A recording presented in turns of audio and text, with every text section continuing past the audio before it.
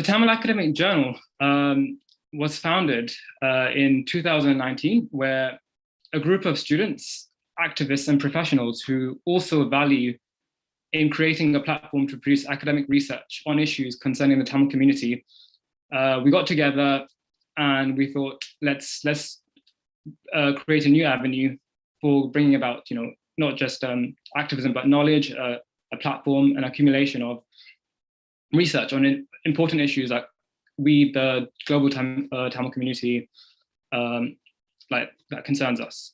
So the core aims of the Tamil Academic Journal is to each year produce a set of original peer-reviewed papers on a theme that concerns the Tamil population. We believe that solving problems requires a holistic approach, and thus we seek to be an interdisciplinary journal where we welcome research from all disciplines, whether the arts, the humanities, the social sciences, or natural sciences. Once we produced the research, we did not want it to be locked away in some kind of database where it's not accessible. We wanted the research to be accessible, accessed by the Tamil people, stakeholders, and we wanted to be open source, and thus we wanted to also be translated into Tamil, so people who don't necessarily speak English or read English can understand and appreciate the research that we do. Our previous theme, which was in 2019, was Tamil resistance in the 21st century. So this was a conference that we hosted in 2019, 10 years after the end of the armed conflict in Sri Lanka, and we thought it would be a fitting theme then, and we're currently in the process of publishing the papers from that theme, and that will be out in due course, so do keep a lookout for our upcoming publications. So I'm going to introduce you briefly to our team. So from the general Tamil academic team, we have myself, I'm Miran, and I'm a master's student currently studying international economic policy and international political economy, a dual degree at the moment, and I have a bachelor's degree in political economy. I'm one of the co-founders of the journal, and currently, I'm doing the lead coordination at the moment. And Janita, she's our publicity officer. She works as an assistant psychologist for the charity Mind, where she analyzes data to produce reports on clinical interventions. She's also a member of the Tamil Institute for Leadership and Excellence, and has facilitated workshops for the Tamil Institute of Leadership and Excellence. And she's a member of the Pongal podcast, a recent initiative started by diaspora Tamils. Next up, I'm going to introduce to you the editorial board. So the people driving this year's theme, climate change in Tamil. So we have three individuals who are very passionate about climate change. Well, not passionate about climate change, but passionate about solving and finding solutions to climate change. We have, first of all, Kabalini, or Kabi, who's a natural scientist working as a microbiologist within industry. She has a particular focus on water, environment, and food quality. Suvi, she's currently doing a master's in environmental technology with a focus on integrated water management, and she'll be a host for the first panel discussion.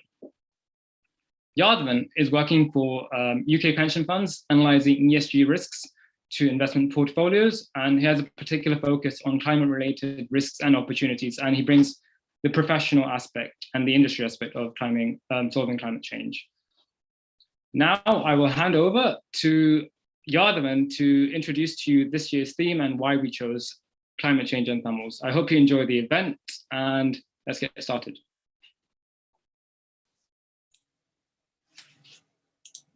Thank you, Miran. So every year, the Tamil Academic Journal has the opportunity to select a theme, and I'd like to sort of emphasize why we've chosen climate change for this year.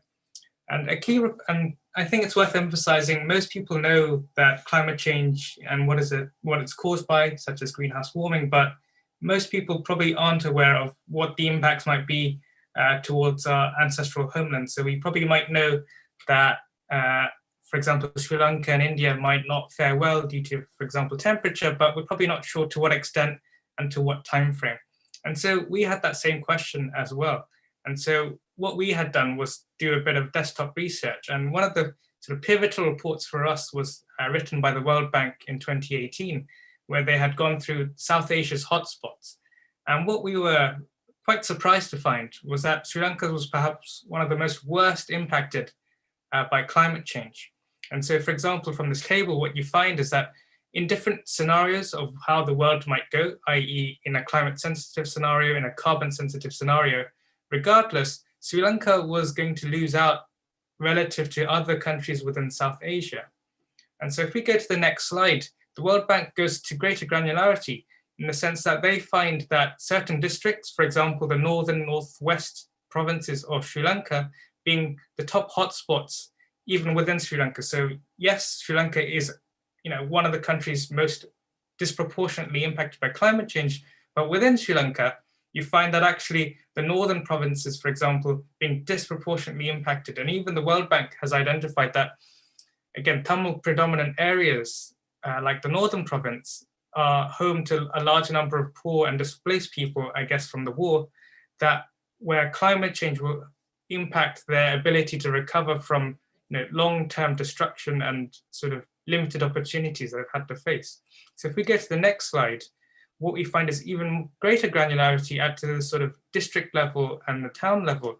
And what the World Bank had identified was that Jaffna was actually the district to be worst impacted from climate change. And again, the World Bank had done their top 10, of which I think 7 out of 10 are probably Tamil ones.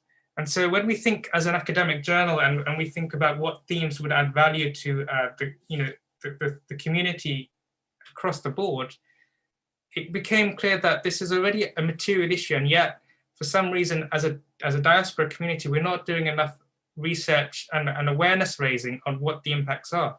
But also I think it's worth emphasizing in green is that we have highlighted the water availability and electricity. So if we think about Kilinichi and Mullaitivu, again, areas that were affected by the war, for example, electricity generation is at very stark contrast to where the rest of the country is. So if we think about climate change, it's not just the physical impact, it's actually how is future energy generation going to be achieved and in what form? So is that going to be renewable energy so that we could avoid increasing the carbon emissions that our country does? So this emphasized that not only is climate change a broad topic, but also one that we need urgent focus on. And if we go to the next slide, again, this report was the tip of the iceberg, but if we did further analysis into different themes around Sri Lanka, for example, sea level rise, again, in a worst case climate scenario, an author had found that the Jaffna Peninsula would be somewhat covered by increasing sea level. So when people think about islands like Tivu, people off the coast of Jaffna, sea level rise is clearly a material issue that, again, when we think about land grab as a big issue at the moment within the Tamil community, sea level rise is also one that we cannot negotiate with longer term. Equally, temperature increase means certain areas might be inhabitable longer term without some extent of adaptation. And equally, precipitation, rainfall rates are already quite poor within Tamil areas. So we need to become more aware of what might happen. And this is where I'll be handing over to Sui, who will be discussing what the call for papers are and why we want to reach out to more academics this year. Thank you, Adhan. Now, with your introduction, we're going to go to the call for papers. Our main aim is generating research on the climate change impacts on Tamil-inhabited lands, so we can raise awareness, but also understand the potential mitigation and adaptation strategies. And given that environmental challenges are very interdisciplinary, we welcome papers from all disciplines, and we would like to emphasize this. And you can see here, we already listed a few themes you might want to touch upon, but this is not an exhaustive list. And as you can see, the themes can range from evidence of climate change impacts to environmental health and even political responses. In our next slide, we will see a rough timeline of the publishing process. So you have the opportunity to submit your abstract up until the 31st of July. on our website, you will find more information on the guidelines and also where to submit the abstract. And once you've submitted it, the editorial board will review the abstract up until the 14th of August. And once it has been accepted, you will have 2 months to submit your draft up until the 14th of October. This is in order to make sure that the paper is ready for our virtual conference. We are planning to host it during the 2 weeks of COP26. And for those of you who don't know what that is, it is the event where countries who signed the UN Framework Convention on Climate Change will come together to discuss the progress towards the Paris Agreement. And the writers will have the opportunity to present the paper in the virtual conference. After the conference, the paper will be peer-reviewed by 2 academics. This process can go on from 3 months to 6 months. And once that is done, the writers will get a formal acceptance and the paper will be ready for publication in our journal. And you can find all of this information on our website. And at the end of the panel, there's going to be a live Q&A for the call for papers, and you can ask more questions, or you can also email us at the end if you would like to. If we go to the next slide, we will see the structure for the first panel discussion. This will be on the climate change impacts from a water perspective. The main aim for this discussion, and also the main questions we're going to tackle, is to understand why water-related climate change impacts are an important topic for Tamils, and what are possible mitigation and adaptation strategies to manage these. Today, we have a great expert panel present with a diverse range of experiences and perspective. We'll try to approach these questions from their own unique angle. And to give a brief overview, you can see here Dr. Khan, he has focused a lot on sea level rises and coastal adaptation, and he will use that perspective, while Ms. Kandanandan, she was focused on global water justice, and Dr. Vaidavamurthy on urban water management. We will end the discussion by looking at the major challenges going forward in the water sector before starting with the Q&A. There will be a Q&A at the end of the discussion where you can either write your questions in the chat, or you can also raise your hands if you would like to ask a question in person. But also feel free to ask questions throughout the discussion, and I will try my best to incorporate it. With that, I will let Kavi introduce the panelists more in detail. Please go ahead. Hi, thank you, Suvi. So moving to our panelists today, we have first Mr. Dr. Salim Khan. He's an assistant professor at the Center for Climate Change and Sustainability Studies, School of Habitat Studies, Tata Institute of Social Sciences in Mumbai. He's an interdisciplinary scholar on climate change adaptation and sustainable development. He holds his doctoral degree in sea level rise and coastal adaptation from the Center for Climate Change Adaptation and Disaster Management at Anna University in Chennai. Dr. Khan's research interest broadly includes climate change, particularly regarding sea level rises, impacts and vulnerability, as well as adaptation science, policy, law, and governance. Our second panelist would be Ms. Meera Karunanandan, who is the director of the Blue Planet Project, a global water justice organization that promotes the human right to water and supports local struggles against the privatization and commodification of water around the world. Meera was previously the national water campaigner at the Council of Canadians, where she spearheaded campaigns in solidarity with Indigenous struggles against extractive projects in Canada, and joined First Nations across the country in demanding safe, clean drinking water and sanitation for all. She's currently completing a PhD in human geography at the University of Ottawa on unceded and unsurrendered Algonquin land.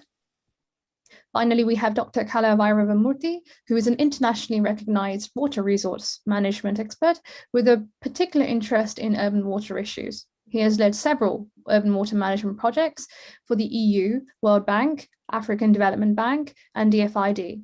He is currently a member of the ADP's Water Advisory Board Group and has a PhD and Master's in Environmental Engineering from Imperial College and a Bachelor's in Civil Engineering from King's College London. He's a chartered engineer and a fellow of the Institution of Civil Engineers within the UK as well. Now back to Suvi. Thank you, Kavi. And thank you to our panelists for joining us this afternoon. Before we start with the first question, it would be good for our audience to understand what your current research interests and focuses. Would you mind to briefly, just in a few sentences, summarize your current work? Meera, would you like to start? Sure, thank you. Vanakkam, everyone, and thanks to the Tamil Academic Journal for organizing this wonderful event. So I am a human geographer, which means I study the relationships between the environment and people.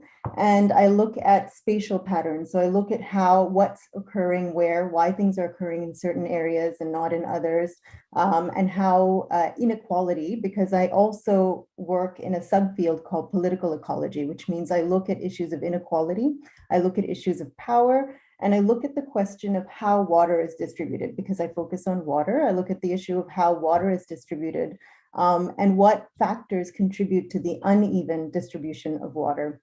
So my current research focuses, for example, on South Africa. I'm looking at, you may have heard of the 2018 drought in South Africa, in Cape Town, South Africa specifically, when the city of Cape Town announced that it was running out of water, and then implemented a series of policies to address the urban drought in the city of Cape Town. And so my research focuses on the impacts that those policies have had on racialized women, on Black women, poor women living in townships and informal settlements, so in precarious housing conditions.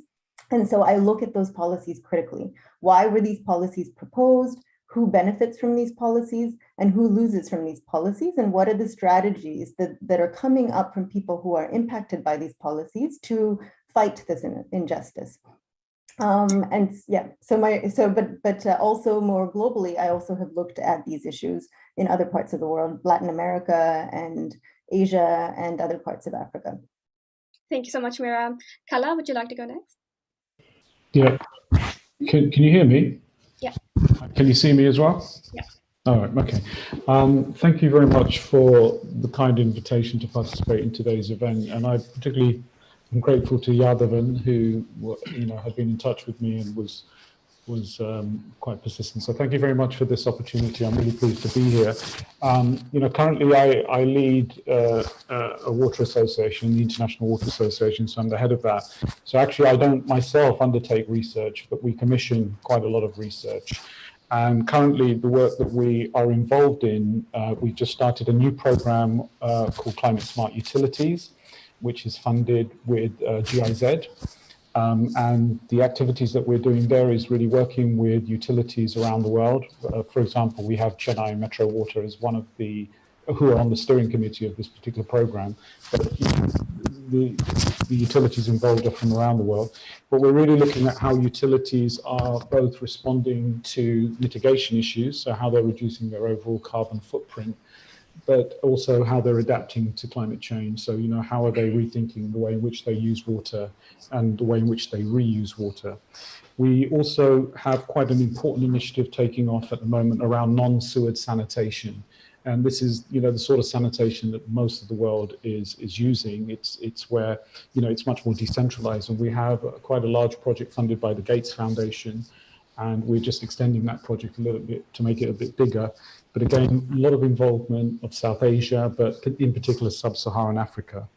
Another area that I myself did a lot of research in my very, very early days, because I stopped being a full-time academic about 5 years ago, but I'm still professor at IIT Chennai, is that we did quite a lot of work on intermittent water supply. And we just established a new specialist group on intermittent water supply. And this is quite relevant for Jaffna, for example, but certainly for most of the cities and towns in India. And it's how you ensure equity in the distribution of water, particularly to the urban poor, when you have water scarcity.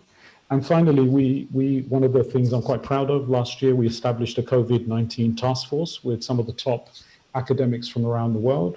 It was led by a professor from the University of Michigan. And that COVID task force has done quite a lot of work on monitoring sewage effluent and correlating that with the incidence of COVID within a community.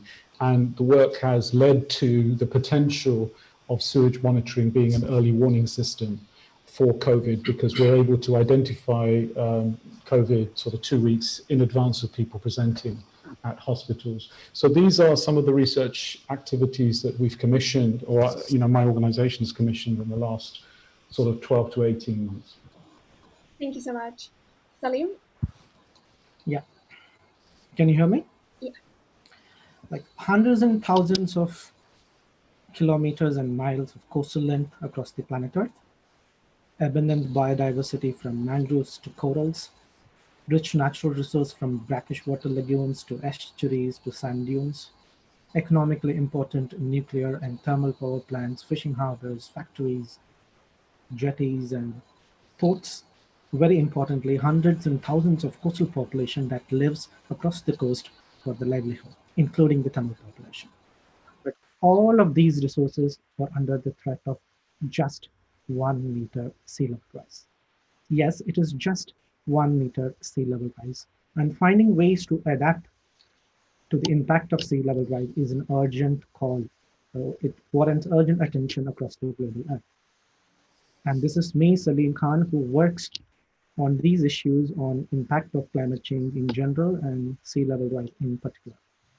And I hold my PhD in sea level rise from the Anna University's Center for Climate Change and Adaptation Research, focusing on how the impact of sea level takes place in the coastal areas of Tamil Nadu, particularly the mangrove regions of Tamil Nadu.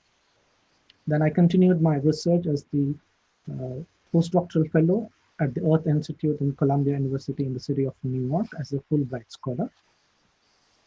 I extended my wings by studying the impact of sea level rise across, while crossing the boundaries of Tamil Nadu to the New York City, how New York City, a big urban city, can adapt to these changing climate. I have taken Jamaica Bay somewhere in Brooklyn and Queen boroughs of New York City and developed a corridor, which is an acronym, which is nothing but a communicating risk of sea level rise and engaging stakeholders in decision-making process. And that was one of my findings. And that has been recognized by the United Nations Academic Impact, UNAI, as one of the tools to communicate the risk of sea level rise. And then I continued my research at IIT Madras in a similar context of sea level rise. So put it in one word, I am an adaptation guy and I am into sea level rise. Thanks Tamil Academic Journal and the whole team for giving me this opportunity. Looking forward to interact more. Thank you. Thank you so much. We're really happy to have you here. Now, given all this diverse research and focus and perspectives, why do you believe that water-related climate change impacts are an important topic for Tamils? And you can just jump on this question if you want to share your answer. Can I say something? Yeah. Yeah. So I'm sure Mr. Dr. Salem would have more to say, but global change pressures generally are very important to the Tamil areas. And when we think about climate, of course, they, from a Tamil context, from a northeast part of Sri Lanka context, they will impact the variability of the northeast monsoons. And that will affect water availability. So water scarcity challenges are quite serious moving forward. Sea level rise is also a very, very important issue, as has been pointed out by Dr. Salem. But I think it's also important to note that it's not just, when we talk about water, it's really the supply-demand deficit that we try to address if we don't think of sea level rise, but think about the water availability. We also have a challenge in some of the Tamil areas in terms of population growth. There's quite a rapid urbanization taking place both in Jaffna and Kilinochchi. And so what you have, and those populations are not only growing, they're growing up. So the quality of their life is improved, and so the rate at which they utilize water resources is also increasing. So you have a situation where the urban population is increasing, the rate at which they're utilizing water is increasing, but at the same time, because of the variability of the northeast monsoons, you are going to see much greater supply-demand deficit challenges. And sea level rise also affects, not only the issue around flooding, but saline intrusion that takes place. It's very common with groundwater in the Tamil areas. When we look at the sort of solutions that we've been trying to promote in the Tamil areas, in terms of water supply, Jaffna already has a serious water scarcity issue. And we have tried to transfer water from the Irunamaidu tank, but that has been very contentious and has been heavily politicized. The bund in the tank was raised by, I think, 2 meters, and it was that excess water that tank would generate, which was being proposed to be utilized in Jaffna. But unfortunately, the farmers have still been arguing that there isn't enough water for them to use, and so this water is not likely to go to Jaffna. Originally, 50,000 meter cube per day was proposed, then 27,000 meter cube, and now I think we'll be very lucky even if we get 15,000. And, you know, there were also arguments being made at the time by the farmers that Jaffna itself wasn't using water very efficiently. There was quite a lot of losses taking place within the network. And so the argument was, why do you want to take our water and then waste it through your networks? Funds have been provided by the Asian Development Bank, 35 million euros for a water treatment works, if we can release around 27,000 meter cubed from the Irramada tank. But that is a stalemate at the moment. An interesting development recently is that the Water Board in Sri Lanka has approved the construction of the first desalination plant, which will be in Jaffna. First desalination plant in Sri Lanka will be in Jaffna. It has a capacity of about 24,000 meter cubes, so it can serve around 300,000 people. The contract has been awarded to Suez. It's a build, operate, transfer model, and it's over a 7-year period. And it's really part of the Jaffna Kilinochchi water supply and sanitation program. And connected to this is, you know, a more intelligent and efficient use of groundwater and a new sort of distribution network that will supply water to Jaffna. So Jaffna is going to get an improved water supply. It's experiencing a lot of water scarcity, and I think that, you know, the type of systems that are being offered will improve the efficiency, and hopefully the Irramada tank facility will become available, but at the moment it's in stalemate. In terms of sanitation, I think there's some really interesting things happening in the Northeast, and I think, you know, particularly for the young people who are attending this meeting, the Tamil Academic Journal, there's some very interesting work going on in reuse. And, you know, the proposal has been put forward to collect the wastewater that's going to be generated as a result of this new desalination and groundwater system that's being offered to Jaffna, and to collect, you know, the wastewater for about 80,000 people and to treat that. And that will generate something like 13,500 meter cube of reclaimed water per day. And for that water to be used by farmers. And there's been quite a lot of consultation with farmers, and the farmers seem to be quite happy to use that agricultural water. They will be treating the wastewater using natural systems, so they're not energy intensive, they're land intensive. For those of you aware of waste stabilization ponds, which are a very, very effective treatment process to treat wastewater. And that will be located in the Valikaman, the southwest division of Jaffna district. And this is being funded by the French, 125 million, and then the European Union is providing 2 million. But the stalemate at the moment there is that the government of Sri Lanka itself is not signing this agreement. And you know, the requirement for the project to go ahead is for the government of Sri Lanka to contribute, I think, something of the order of 14 million euro. And it is in some financial difficulty. And so this is a problem, right? And the European Union are threatening to withdraw the money by the end of this year if this project doesn't go ahead. But, you know, this will be a real model project for the world, because you have a water supply scheme which has a diversity of sources. So you have desal water, you have groundwater, you have rainwater harvesting. So you have this portfolio of options to supply the community, which is really very progressive. And then if you are capturing that wastewater and then you're treating it and then using it for productive purposes, for agriculture, it's also a very, very progressive sort of approach.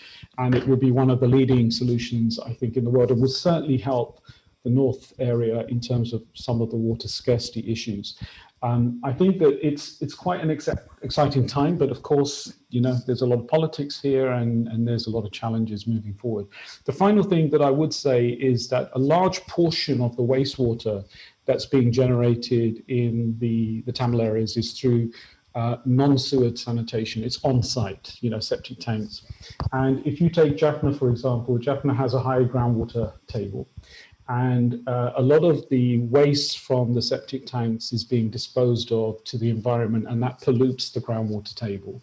And if you look at areas like Trincomalee, because we don't manage our septic tank system particularly well, a lot of those wastes are being dumped into surface water bodies, and so it's polluting the surface water bodies. So there is an opportunity, particularly in the areas which have lower density, to try and develop a much more effective approach to non-sewered sanitation. And there's been some really good work being done in India, in Thailand at the Asian Institute of Technology, and also with the Water Research Commission in South Africa. And there is some, the Gates have funded some very, very innovative solutions to non-sewage sanitation. So I think there's an opportunity in the Tamil regions to come up with much more elegant solutions to non-sewage sanitation, because ultimately sanitation is the killer, right? I mean, it's the thing that really affects people. And we're very happy to think of water supply because politically it carries a lot of weight. People are willing to support people who bring in water supply. But if we don't think intelligently about how we manage the wastewater that gets generated with this increased water supply, we start to introduce into the communities new diseases that never existed. And it has huge impacts, particularly on infant mortality. So we have to think of both water supply and sanitation together. I'll stop there. I have some points also I can make about agriculture, but I don't want to take the entire discussion. But that's just my opening observations. Thank you. Thank you so much. Really great opening. Maybe one of the other speakers would like to comment on that. I can jump in. So I regret not knowing more about the context of Sri Lanka and the Northeast, and or even specifically about areas where Tamil people are living around the world.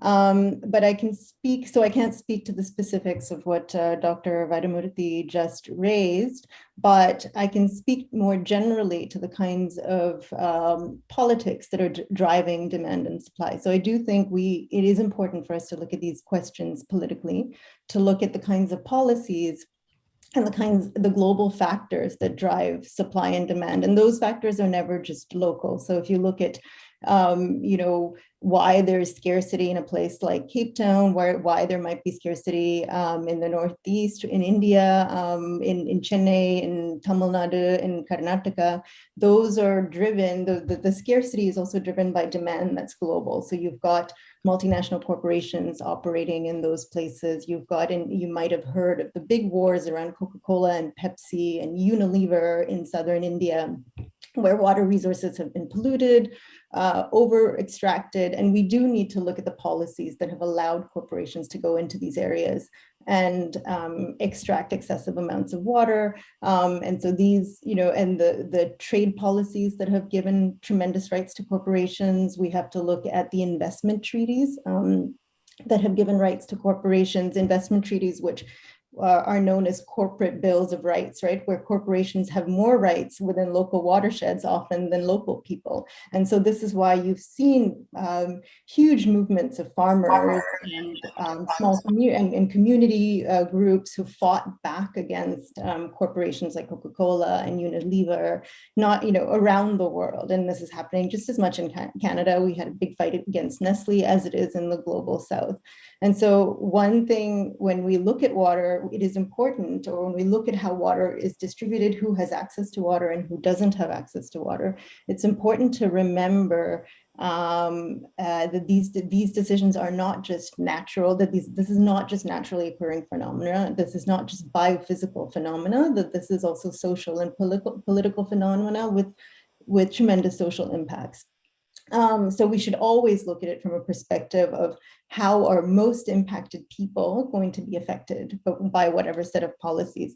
And so, where the global water justice movement has focused is also, so we've looked at these issues of water resources and the impacts that corporations have had on local water resources, but we've also looked at the issue of privatization of water and the impacts that that's had.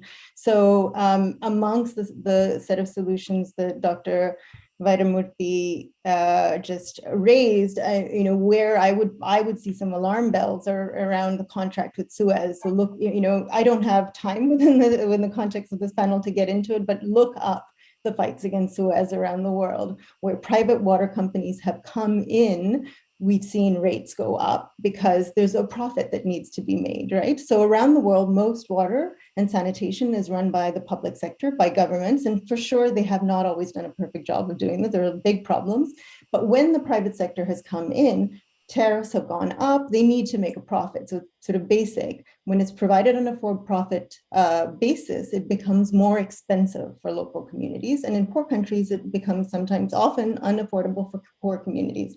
So So look up the fights against Suez, including in the north, including in places like Barcelona, including in places like France, where Suez is based. There have been huge fights against these corporations. So we do need to look at like the, who is providing these services and how much capacity local governments then have to make decisions about water when private companies come in, whose rights are protected in investment treaties. We also need to think critically about financing. So what does it mean when international investors, including the European Union, the World Bank, come in and get involved in a local, within local policy, when they get to decide how decisions are made and what the terms for their financial investment will be. We've seen big problems there. And I would also urge that we think critically about desalination. And here I urge everyone to look at the debate in South Africa. Certainly there are countries, Israel, for example, where, where it might be a viable, and this is, I'm not the expert on desalination, but richer countries where people might be able to afford desalination as a strategy, but it is a tremendously expensive solution. It's energy intensive. There's also a lot of criticisms about the environmental impacts of desalination, the toxic brine that's produced as a byproduct of desalination. So we do need to look at whether that would be viable for the Northeast, and whether there are better local alternatives and solutions for the Northeast that won't involve international investors and corporations with interests that are not necessarily the interests of local populations. I'll leave it at that. Thank you so much. It's definitely an interesting debate to discuss whether private or public provision of water and sanitation is the more effective way to go about it. Before we dive more deeper into that debate, maybe we can also hear from Salim from the coastal perspective. Yeah. Thanks to Dr. Meera and Dr. Vairavamurthy who gave this introductory remark. Whereas I would like to look at the water through the lens of sea level rise in the context of academic research and finding with Tamil Nadu as a case study. Since it is an academic journal context, I thought I should quote some academic findings that may be very interesting. In 2017, a paper published in Springer Journal on Coastal Conservation that estimates a rise of sea level rise up to a maximum limit of 80 centimeter to 1 meter under the high estimate RCP scenarios of IPCC. Now there is another report by the Department of Environment, Government of Tamil Nadu entitled Addressing Climate Change Adaptation Strategies of Tamil Nadu Coast. It quantifies that total area of inundation to 1 meter sea level rise will be roughly around 1,056 square kilometers, or in terms like 1,56,000 hectares of land. Interestingly, there is an institute called IFMR, Institute of Financial Management and Research, that estimated the economic setbacks if there is 1 meter sea level rise. They have estimated roughly around 873,000 million US dollar will be at high risk of economic perspective if there is 1 meter sea level rise. Now, the big question is what all these numbers and figures indicates.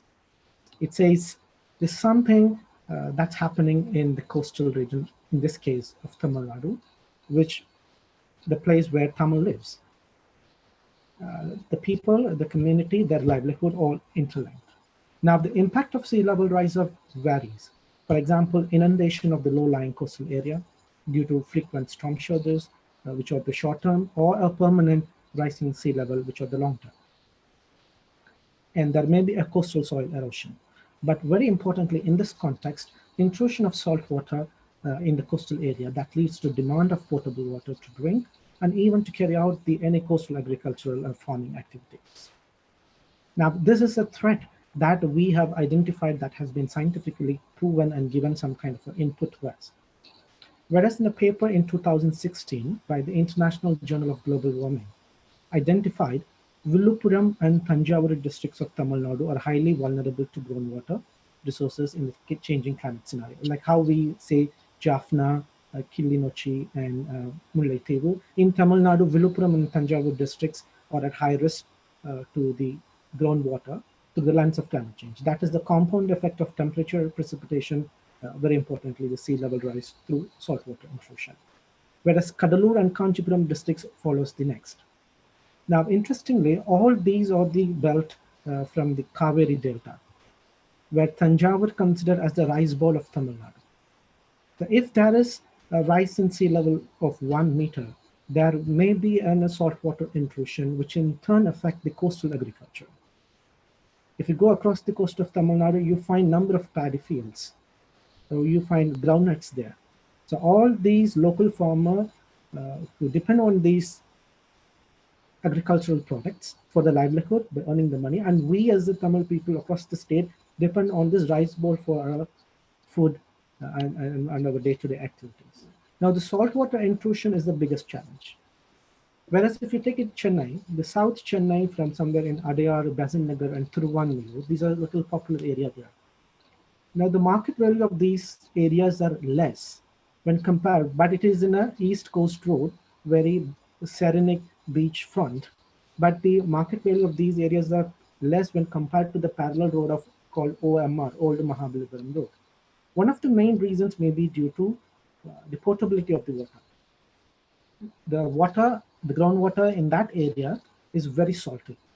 So now the property buyers feel very panicked to get those lands because there may be a construction default when they construct a building in the saline water or the saline salted area. So now from drinking potable water to the architectural design of a construction of a building. So now they are looking forward for a technological option how we can beat these challenges. But to be very honest, we don't have answer for all these questions. It is like kind of a trial and error. We come up, it may work at one spot of Tamil Nadu coastal area, but it may not be the same case for the other coast. Now, the message I want to throw is saltwater intrusion through the lens of sea level rise, particularly the coastal area of Tamil Nadu, where Tamil people lives, is the biggest challenge. So desalination of water or any kind of a technology we come up, then we should think through the lens of climate change and through the lens of sustainable development, because both are going in a two different directions. Now we need to find a spot where we can converge these two. We need a development on one side. At the same time, there is a threat of climate change. In other words, we can say mainstreaming these two activities. Now, the call is bring the scientific findings, bring the policy planner, bring the stakeholders and community, and make a viable plan that addresses both climate change challenges like this, saltwater intrusion in the coastal area, as well as the sustainable development where we meet the demand of people, including the drinking water, maybe through desalination plant or whatever we come up with it. So I stop with this note here, and then maybe I can come up later with some kind of solutions. Thank you. Thank you so much. So we had so many interesting, diverse challenges and impacts, and we've already touched upon possible solutions. There were questions regarding whether private or public provision is better, or whether gray or green solution would be a more efficient way to go about it. So the second main question would be, in your eyes, in your perspective, what is the best possible way to manage water sustainably and to mitigate and adapt to these challenges? Please jump on it. Let me go, Celine. Shall I? Go ahead. So obviously, I am an adaptation guy, so I recommend there should be some thought-provoking short-term and long-term goal adaptive strategies to address sea level rise in the broader perspective, whereas water management in specific. Now, the father of evolution, in his book, The Origin of Species, Charles Darwin says, an organism that has the potential or ability to adjust, that alone can survive. And that is called adaptation. In this case, the climate change and sea level rise, even in the coastal and in the water sector, creates challenges to different type of a biodiversity, from the human ecosystem to the plant biodiversity, from the animal biodiversity, and many more.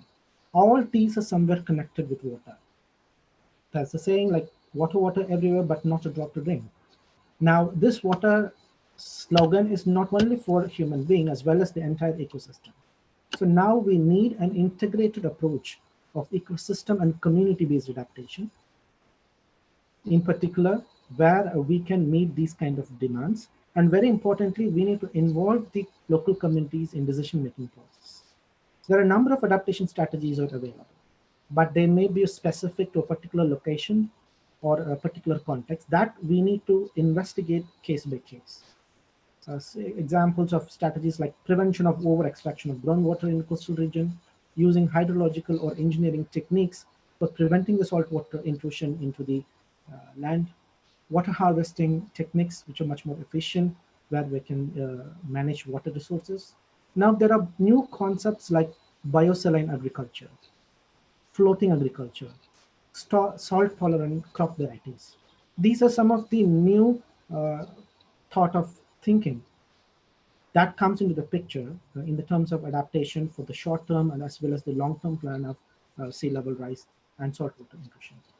So these kind of innovation, biosaline agriculture is nothing but a type of agriculture where we grow salt-tolerant plants which are naturally available on the coastal area.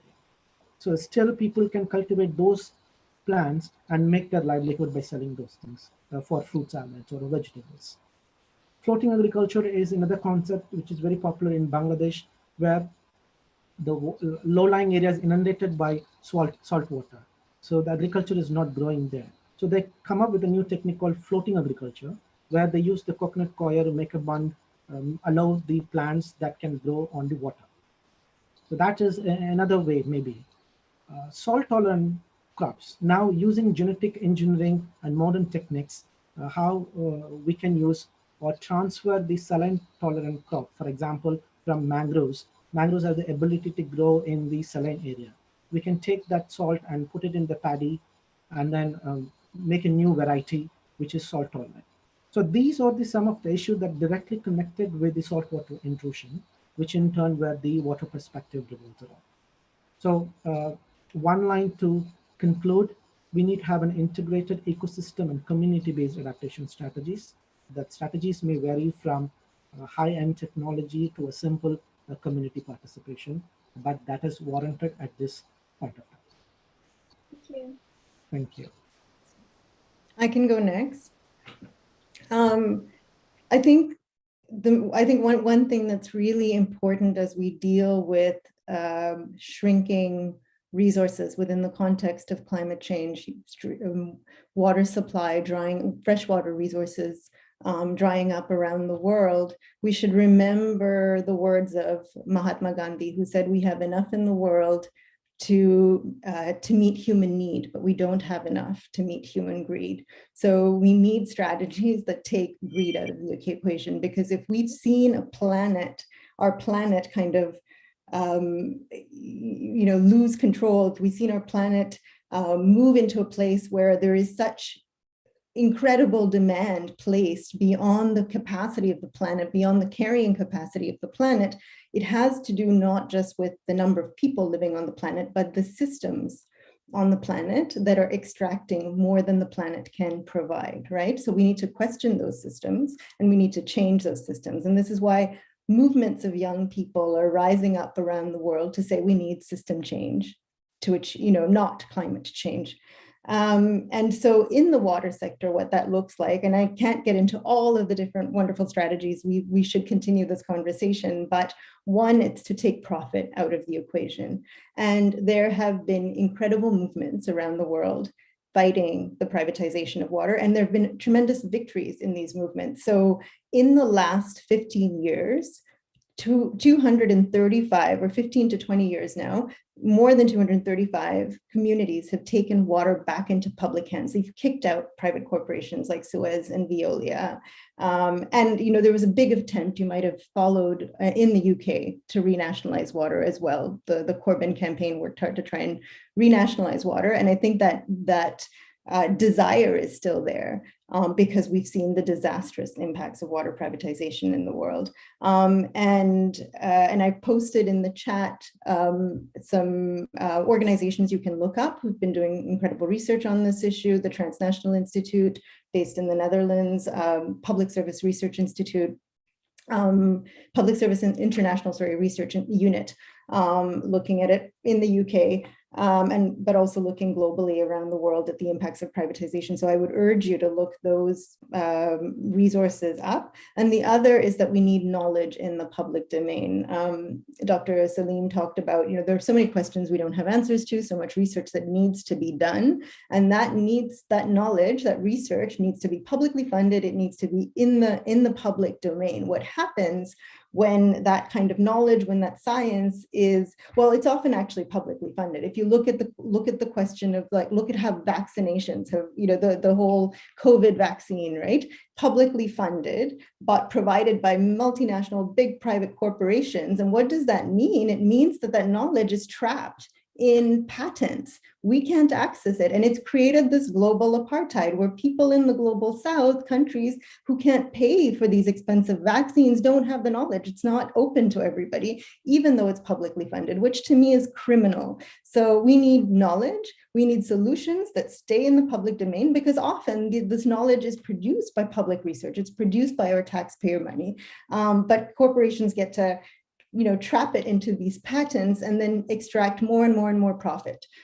So if we're talking about, we all recognize, I think, in this group that climate change is a major disaster, major catastrophe. We're heading towards catastrophe. So we need bold solutions, and we need bold solutions that empower people and that ensure that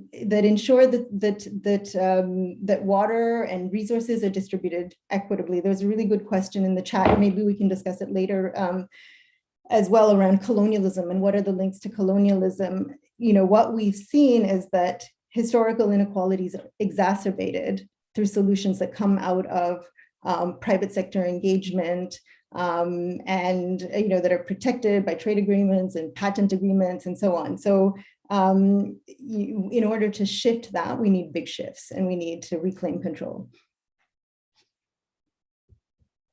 Thank you. Yeah, I think what we're seeing in the water sector, because of the recognition that there is a challenge in terms of the supply-demand deficit, is the way in which we think of water. And what you're seeing is more thinking now around what we call the productive use of water, right? What is it that we want the water to do for us? And how do we match the quantity and the quality of that water for that intended use? And so you're seeing this shift from thinking that drinking water has to be used for everything, but this idea that, we can create different grades of water for different uses. And what that has resulted in is the development of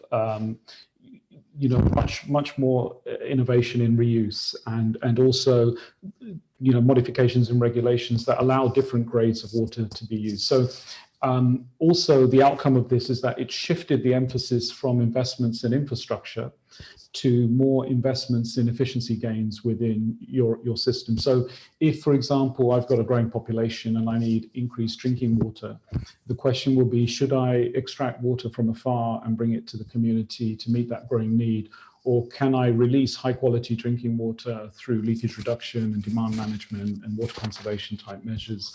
If I want water to wash my car or to water my plants, then again, do I extract water from afar, or do I try and reuse some of the grey water that I've generated within the city to meet that growing demand? And so what you're seeing is all water within the water cycle being viewed as good water.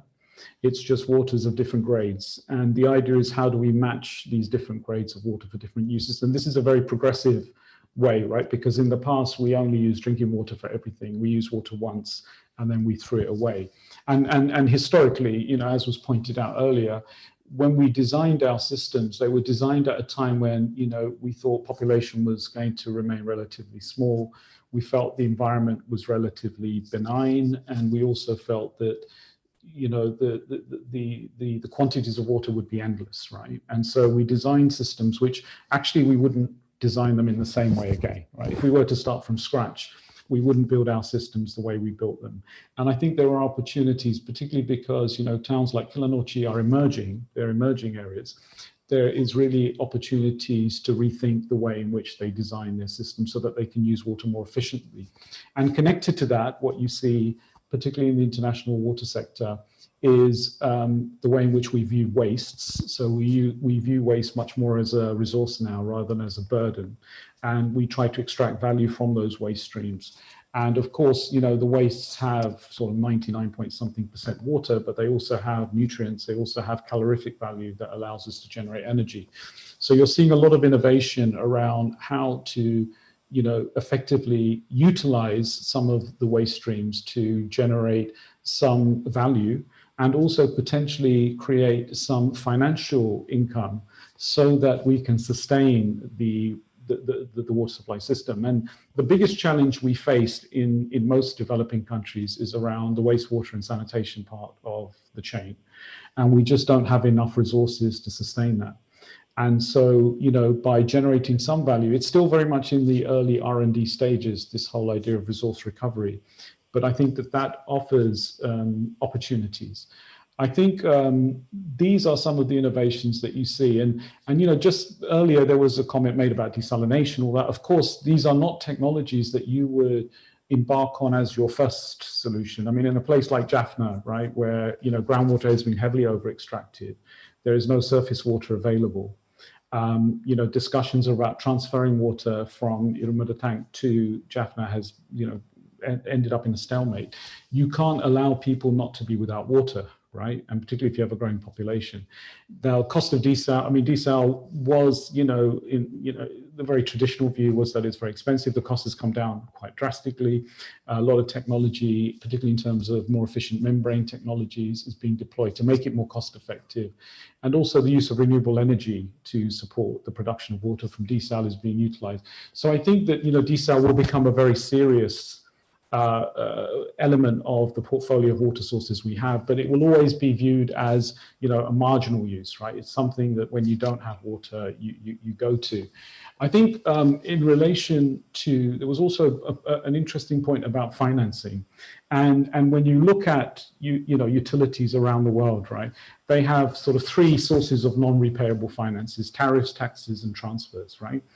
But if they really look at their costs, right, which is the capital costs of building their infrastructure, how they service their finances, and the operational maintenance costs, these three sort of sources of non-repayable finances is not really sufficient to meet, you know, the needs that they have, particularly in terms of meeting the water and sanitation needs. And if you look as a global community, we have estimated that, you know, we only have really about 15% of the money required in order to meet the Sustainable Development Goals in terms of water and sanitation.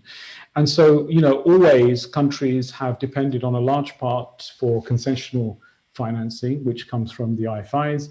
But now there is a need to look for more commercial financing, right? Because the money's not there. The money's just not there. So you either decide not to build infrastructure, or you try to raise money in order to build that infrastructure. So we have to be a little bit innovative in the way in which we raise the finances to build the infrastructure. And I don't think the discussion is around public or private. You know, I think the problem is that we need more professionalism in the way in which we manage our water systems. And historically, the public sector, right, if you look, for example, at a lot of the Indian utilities, and we do a lot of work with African utilities, and we are actually working with them to sort of strengthen them institutionally, and they're all in the public sector. Traditionally, they have not really adopted a very professional approach. And so their efficiencies are relatively low. Where we see very successful public utilities is where they have internally a much more corporate model, but they are still, you know, a public utility. So I think that it's very important for us to recognize that there are some challenges with the utilities that operate a lot of these systems. And having worked a lot in India, many of the utilities are quite dysfunctional. And, you know, people are still paying their rates, they're still paying for their water, but the levels of service that they receive are very poor.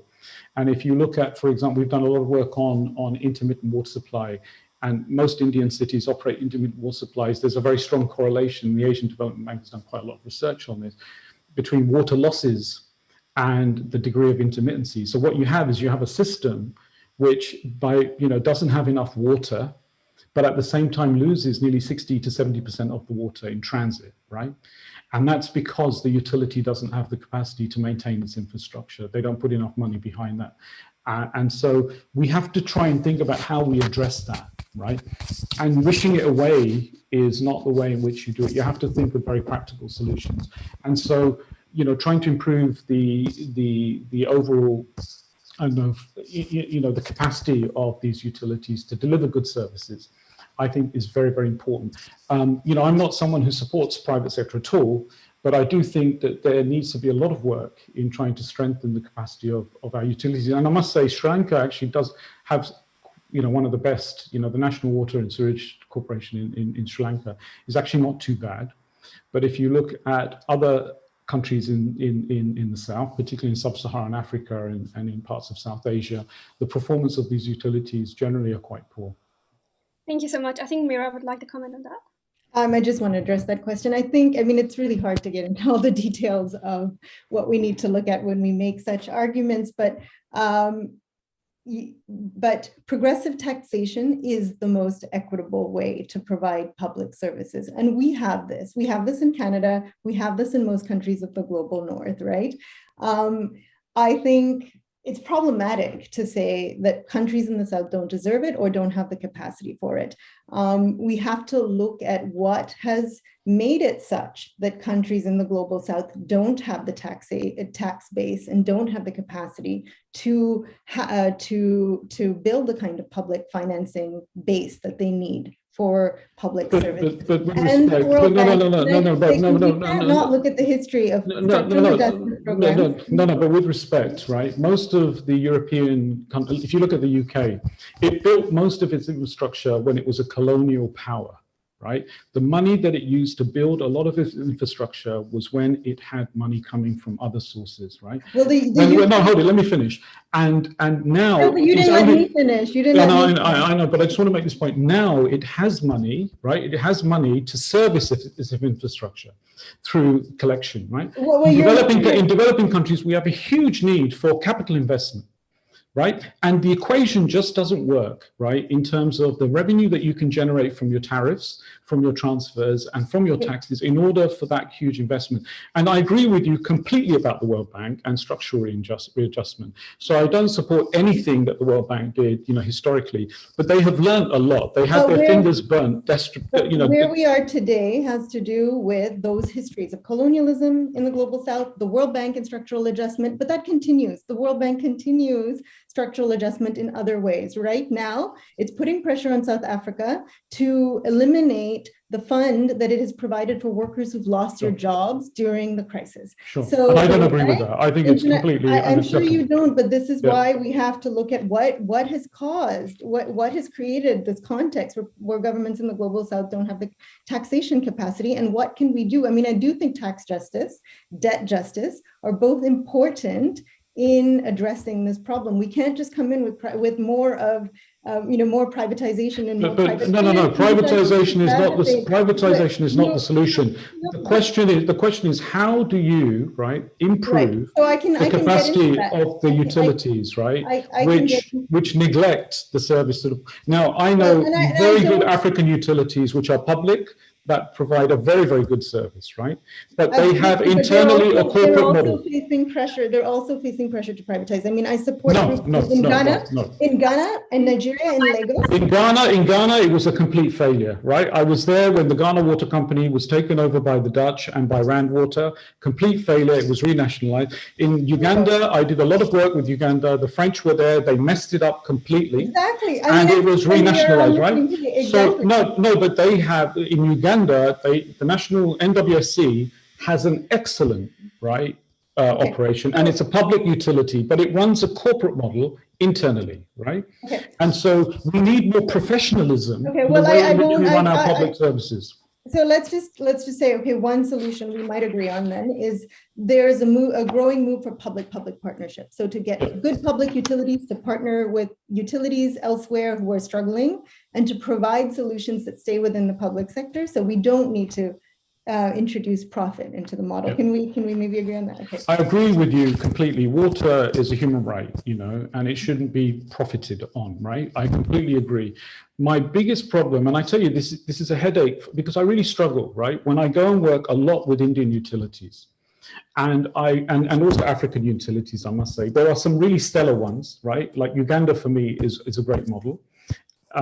But in India, what you find, right, is that these very heavily resourced institutions, the way in which they are designed and structured, right, where seniority is everything, and there is no meritocracy internally, right, that you sort of start to disillusion young people who are entering into that sector who really want to make change but are prevented from it. Well, and so you have these utilities that really are not delivering a fair service to the poor.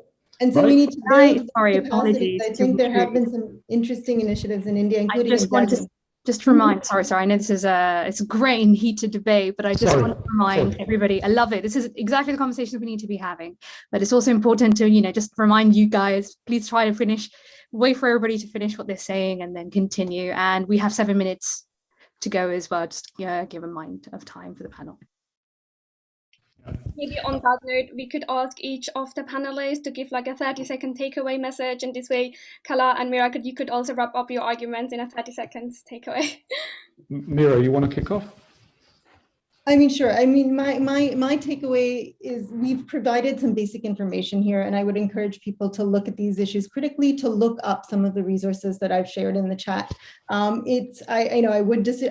was a really important study by Public Services International Research Unit that showed that actually most governments do have the capacity if they dedicate a certain amount of their budget to water and sanitation services. They do have the capacity, except in a handful of cases of like tremendously states that are very poor, war-torn states in sub-Saharan Africa, and in those cases that we should increase the ODA efforts, the development assistant efforts to support, getting the public sector to help the public sector rather than to bring in profit. I would also encourage people to look up, we didn't get to talk enough about all of the incredible strategies around water resource management and the ways in which we need to also reclaim that into the public sector and ensure that community-based solutions. And here I would urge us to think about how we use the word stakeholder, because I know the academic journal, Tamil Academic Journal uses it as well. Who gets to access decision-making, right? One of the big efforts right now is to keep corporations out of decision-making and to ensure that we have decisions that come, the capacity of communities to engage in decision-making around local water resource management is enhanced. Thank you so much.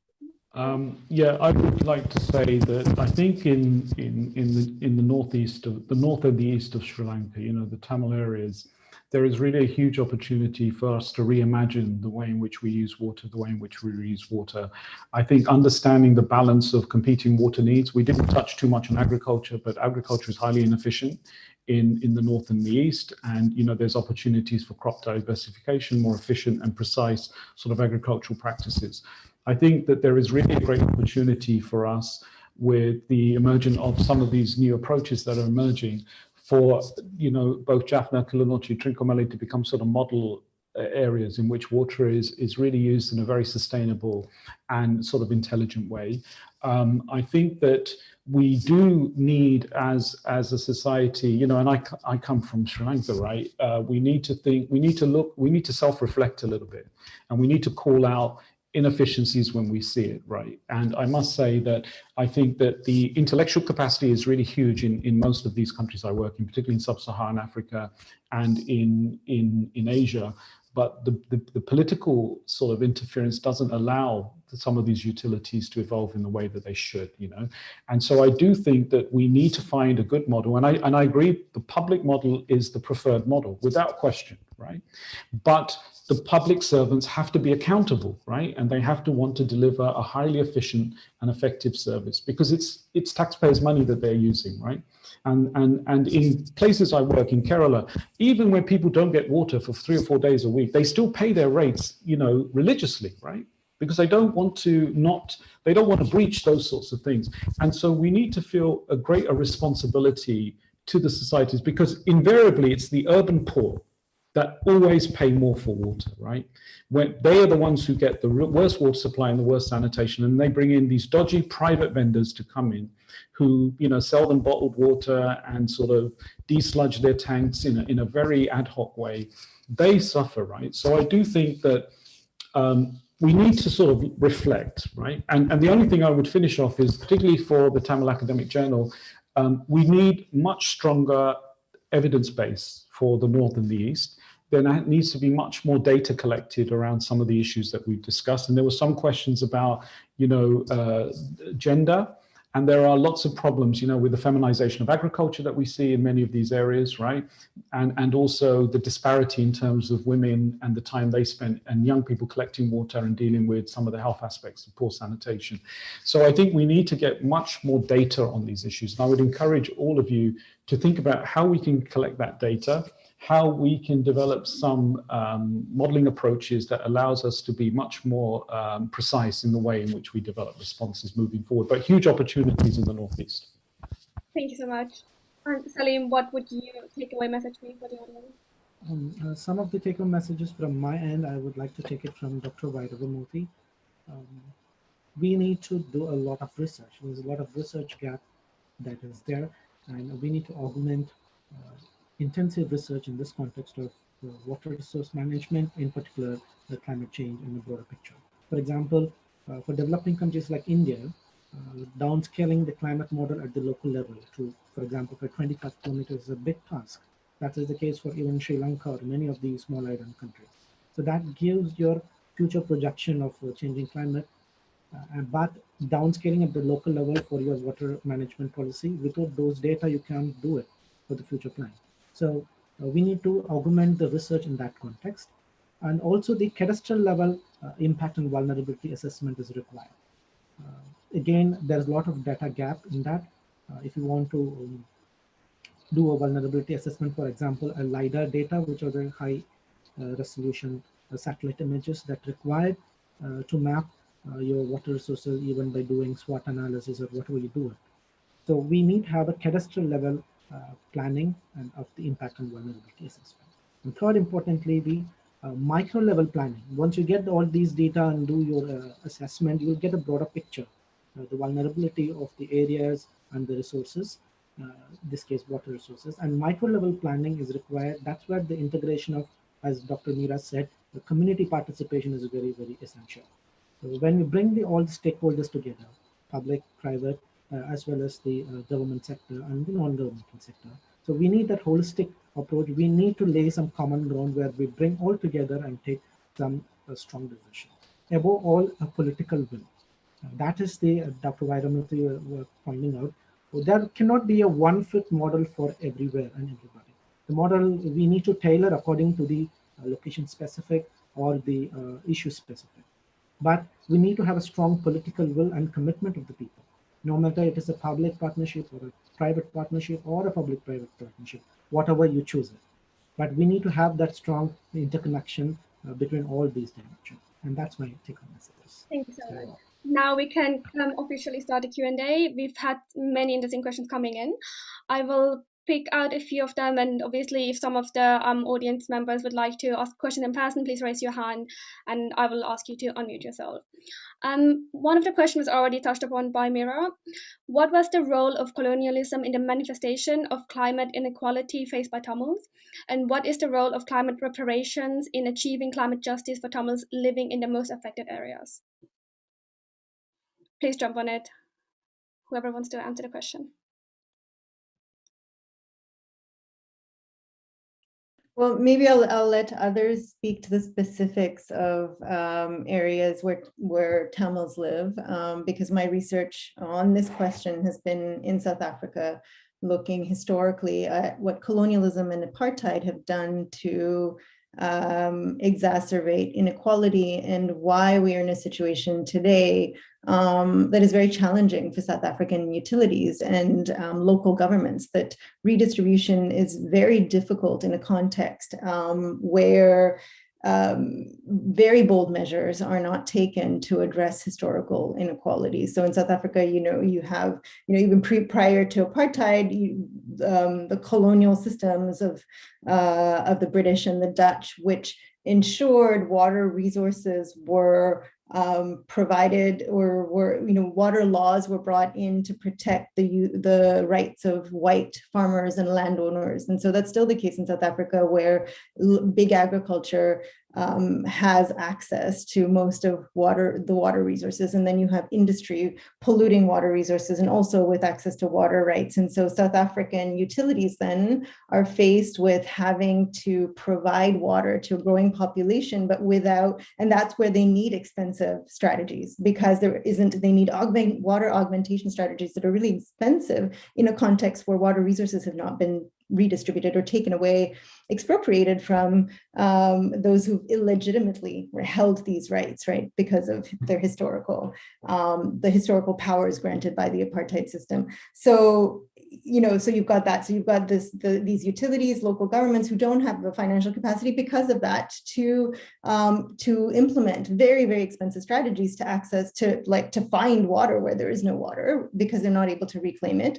And then also the financing. Financing has an impact here as well, where the ANC government came into power in the 1990s, in the mid 1990s, with this promise of redistributing, of building housing and access to water. And so they were going to come in with a really bold plan addressing the fact that there was such tremendous, South Africa remains the most unequal country in the world. So such tremendous inequality caused by apartheid and colonialism. And they were to implement a very bold strategy. And what prevented them was the World Bank, was international investors. And so they had to then neoliberalize the economy. And so that redistribution never happened. And what's happened is that inequality has become worse in South Africa. And so we need very bold strategies, because we have not built economies that recognize the history of colonialism. Instead, we've built economies that continue to serve those who benefited from colonialism. Thank you. Does anyone else want to comment, or we can go to the next question? Abi Devanayaham, would you like to unmute yourself and ask a question, or would you want me to read it out? What was the question about gender intersection with water supply? Read, okay, it's fine. How does gender intersect with water supply and Tamils in Sri Lanka? What policies exist to ensure women and other minorities' genders are included in mitigations?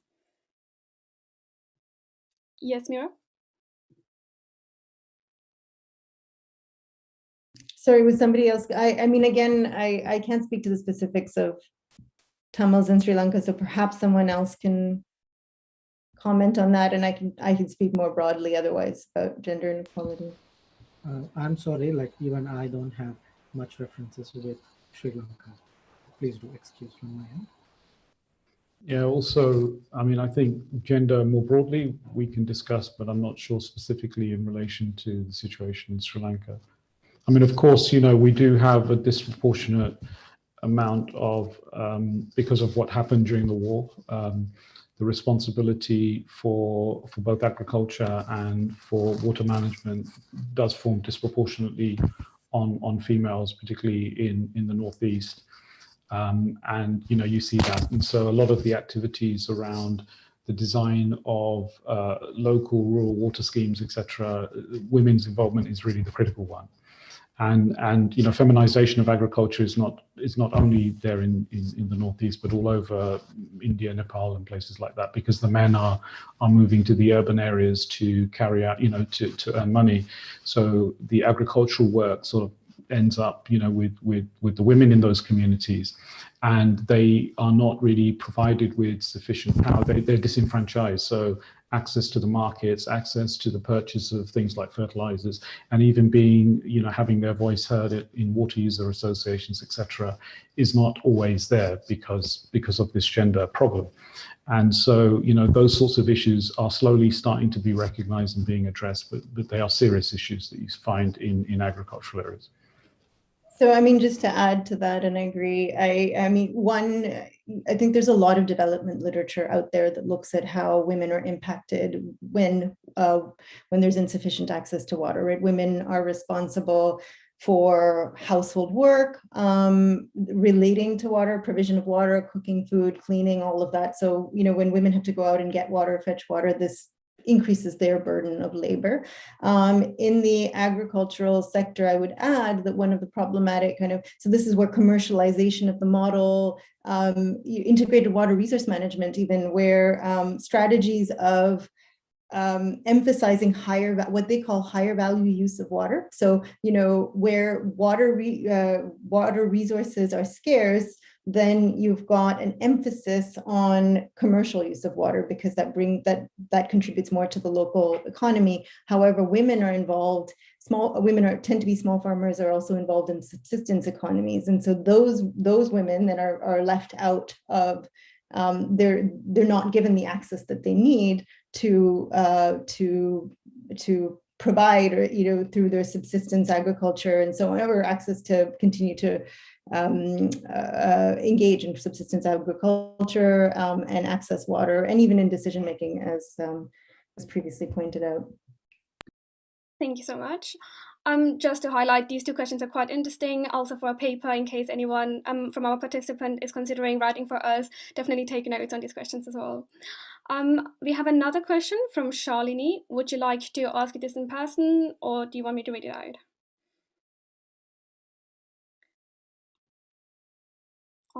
I can read it out. In the case of climate adaptation plans and mitigation solutions, how effective is the adaptation of global strategies like the UN SDGs or signing on the Paris Agreement to viable initiatives within Tamil communities? Without a nation state representing Tamil communities, what do these commitments even mean, particularly at a local scale in terms of water governance? Mira, are you raising your hand? No, okay. Who would like to jump on this? Maybe I can comment a little on this question. I work with the Tamil Nadu government as a climate change program officer. So one of the tasks was given to us is to how to integrate the climate change state action plan with the sustainable developmental goals.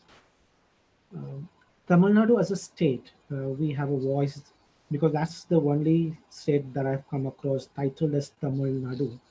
So with that, we represent as a Tamil voice everywhere. But forget the Tamil community, but it is the entire state people that when we make these plans of mainstreaming the sustainable developmental goals and the Paris Agreement, which is definitely a challenging task. It may be comparatively, it may be easier in making the draft and policy, but on ground, when we implement these action plans on ground, it is a huge task. For an example, even to seek a fund from Adaptation Fund, which is an adaptation fund, is one of the funding mechanisms to draw money for some of the adaptation actions on ground. In this case, we have got money for mangrove reforestation in the coastal areas of Tamil Nadu, particularly in the Pichavaram region. To seek that fund, now the government needs to show a number of interventions where these adaptation policies, which is nothing but the mangrove restoration through joint mangrove management, there is a technique, and how this responds to sustainable developmental goals. There was one question asked: what if the climate predictions fail, or if there is an uncertainty in your climate prediction? If that is the case, the money that we spend through adaptation fund may not be used in the right way, or it goes waste. There's something called maladaptation. You do an adaptation activity, but you do it wrongly.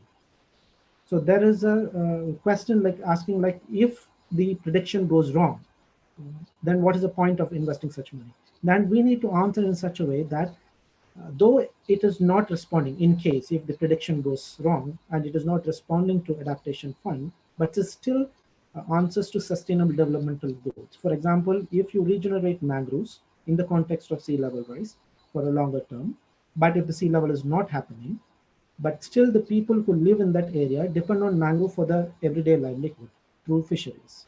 That's one of the biggest benefits. Two, it supports the entire biodiversity and ecosystem of that area. So the government now approves the project because it has both the component of addressing to the Paris Agreement goals and also the sustainable development goals. So this is the example that I worked with the coastal and the Pichavaram mangroves, but I'm sure similar principle will also be applied for the water resource management as well. Thank you so much for all the brilliant questions and answers. We will take more questions after the second panel. We just want to make sure that we start with the second panel on time as well. And thank you again to our panelists for a very fruitful discussion, a very heated debate as well. We'll be shortly starting the second panel, and we hope you all stick around for it. And that will be followed by another live Q&A on the second panel, but as well as on the open call for the paper. With that, I will hand over to Yadavan, who will be moderating the second panel discussion. Thank you.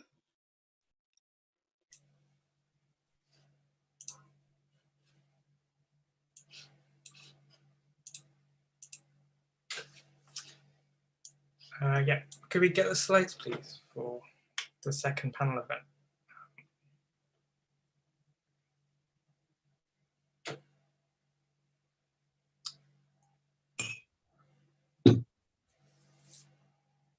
Before we start the next panel, I wanted to say, first of all, the previous panel was a great panel with great questions. Some of the questions were more political in nature, and I think the next panel is going to answer some of these questions, I hope, and I'm sure they will. So if you ask, if you're still wondering, we talked about the technical aspects at the start, technical solutions, and now we're going to go into more the action.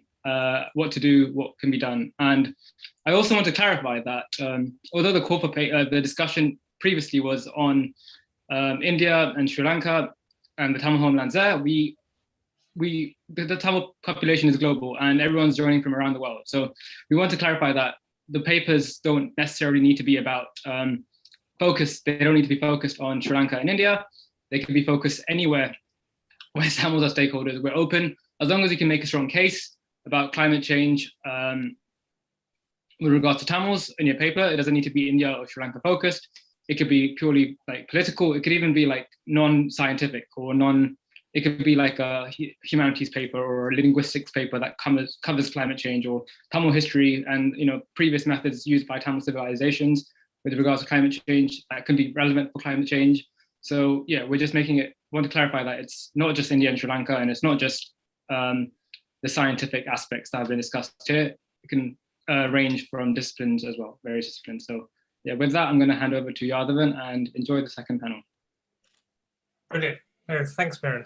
I think it's fair to say panel one was super great, and to some extent I feel guilty to make it shorter, but then I'm also thinking about panel justice for the panelists on my side. So my panel will be around environmental activism, awareness and action. I think it's fair to say panel one highlighted the degree of change that is required, but also the complexity to change that exists.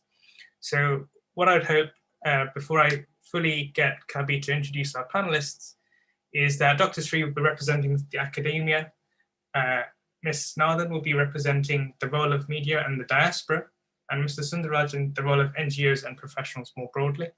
And key themes that we would like to sort of get through in this panel event is sort of media and awareness of solutions. For example, people have raised UN SDGs, climate activism, gender and climate change. I'd like to also go through the role of academia and sort of necessity for evidence-based research. And then the role of NGOs and professionals in the sense that capacity building is a key component of our ability to adapt and getting sort of disadvantaged communities to adapt.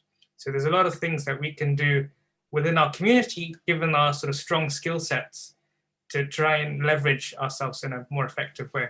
So on that note, I'd like to hand over to Kabi to introduce our panelists today. Thank you. So first of all, today for this panel, we have Dr. Nadaraja Sri Skandaraja.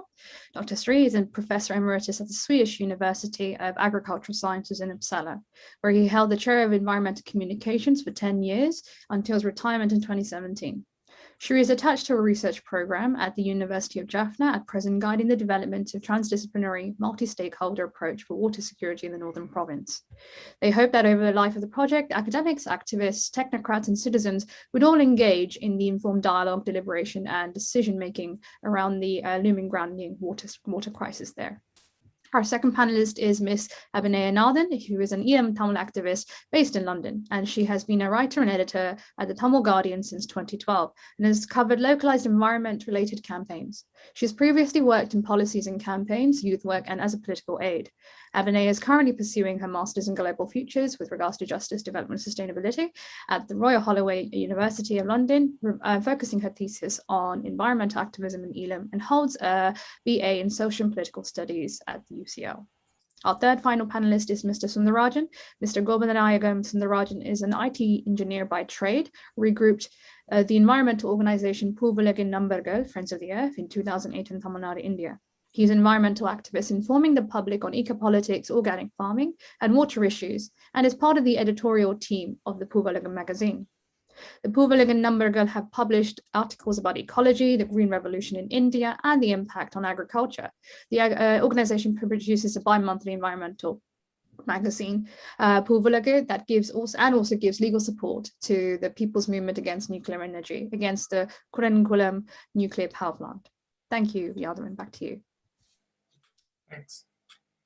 So I'd like to emphasize the fact that, I'd like our panelists to be short and sweet, because there's a lot of topics that the previous panel weren't able to touch on, but I think our panelists will be very able to answer with their experience. So I think what I'd like to first start with Dr. Sri is an introduction to his current climate interests and his previous climate interests, and a little bit around that would be great. Hey, vanakkam ellarukkum. I acknowledge the wonderful exchange in the last panel session, which sets the scene very well. I also want to make my remarks by remembering today the passing of one of the most vocal Tamil activists of our time, Reverend Ayappu Joseph, the former Bishop of Mannar, a theologian, activist, and a scholar.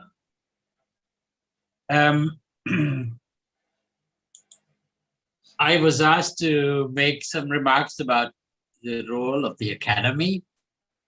And in the slide, I've tried to show some of these, the ways in which I have, I can address this matter, but I'm addressing this primarily also from my own experience of having become a scholar activist, if you want to acknowledge that word, that phrase.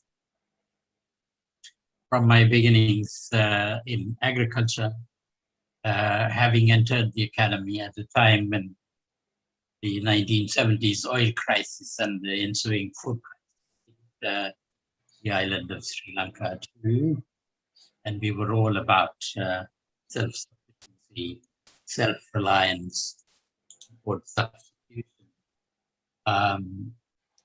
and recycling. So that's what directed my own PhD education, which I found was a substantial experience in shaping who I was to become a good scientist in an Australian institutional setting. But very soon, I realized that there were some fundamental limits to where my science can contribute to the upliftment of rural livelihoods anywhere, let alone in our own homeland. So I'll be reflecting on some of those and my own journey to get to this point. But from where I see things today, there is the role of, and particularly in this instance, I appreciate work that you're doing in the Tamil Academic Journal, and but your very important emphasis that you are giving to the aspect of how to be active rather than how good to be in your own knowledge.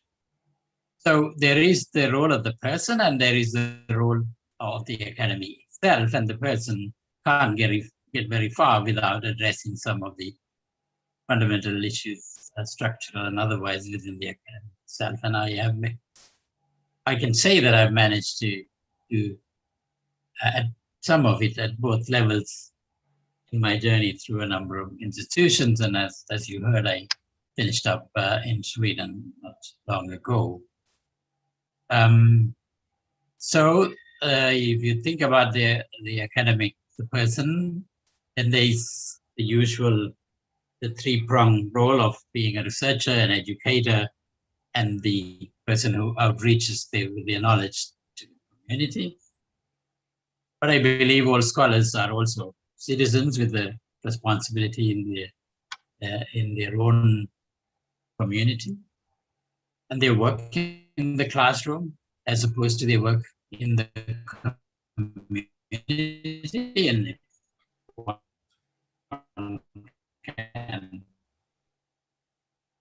manage to bring the two together. I have managed part of it over years, which is, I will touch on that in a minute. And then there is the role of being an advocate as opposed to the role of being directly active on the ground.